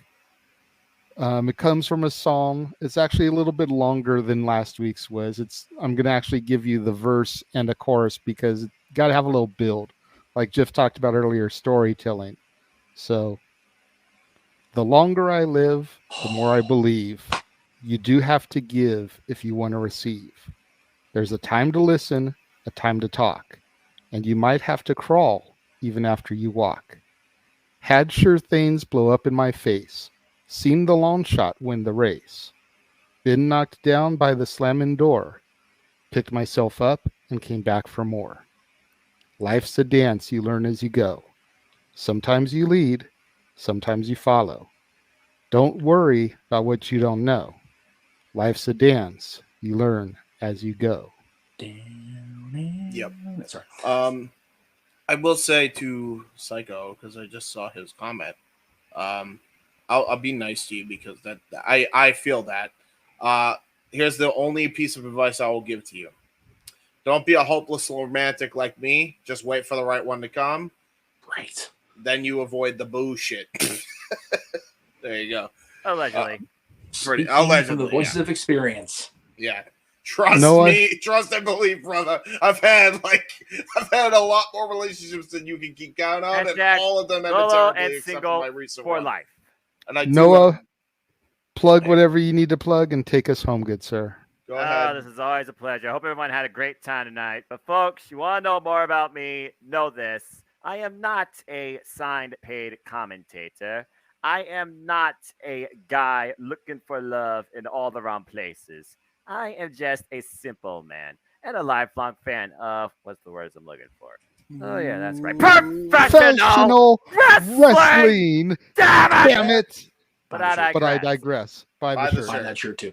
Well done, everybody. Find me on Instagram, Twitter, and YouTube at Foster1916 for all things wrestling. Shout, of course, to my ATW family, including James Hebert right here on the Twitter. Find me on the Daily Slam, continuing to give you all elite coverage on all elite wrestling. I'll be uploading either tomorrow or Monday night a simple Rampage recap review, and of course we'll be uploading Grand Slam recaps and reviews for both Dynamite and the special 2-hour AEW Rampage Grand Slam this Friday night at 10 p.m. James, be ready.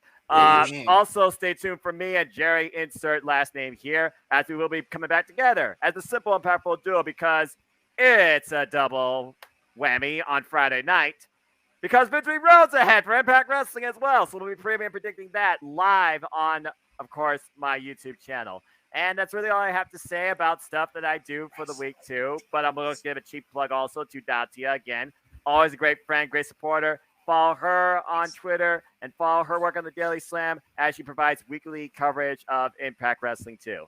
But as always, I'd like to conclude. There are no winners, no losers, no betters. There are just fans with opinions for this passion that we all share. At the end of the day, folks, support one another and respect each other and protect your mentality. And just enjoy life and enjoy professional wrestling. It's as simple as that. To answer the chat, ProWrestlingTees.com/Jeff Meacham Network. So there you go. For the simple man, Noah Foster. For the West Coast Professor, Jeff Meacham. For James Hebert. I am the Renegade JJ Williams. Thank you for joining us tonight for Open Mic Night. And we will see you guys right here next week across the Jeff Meacham Network Multiverse of Media.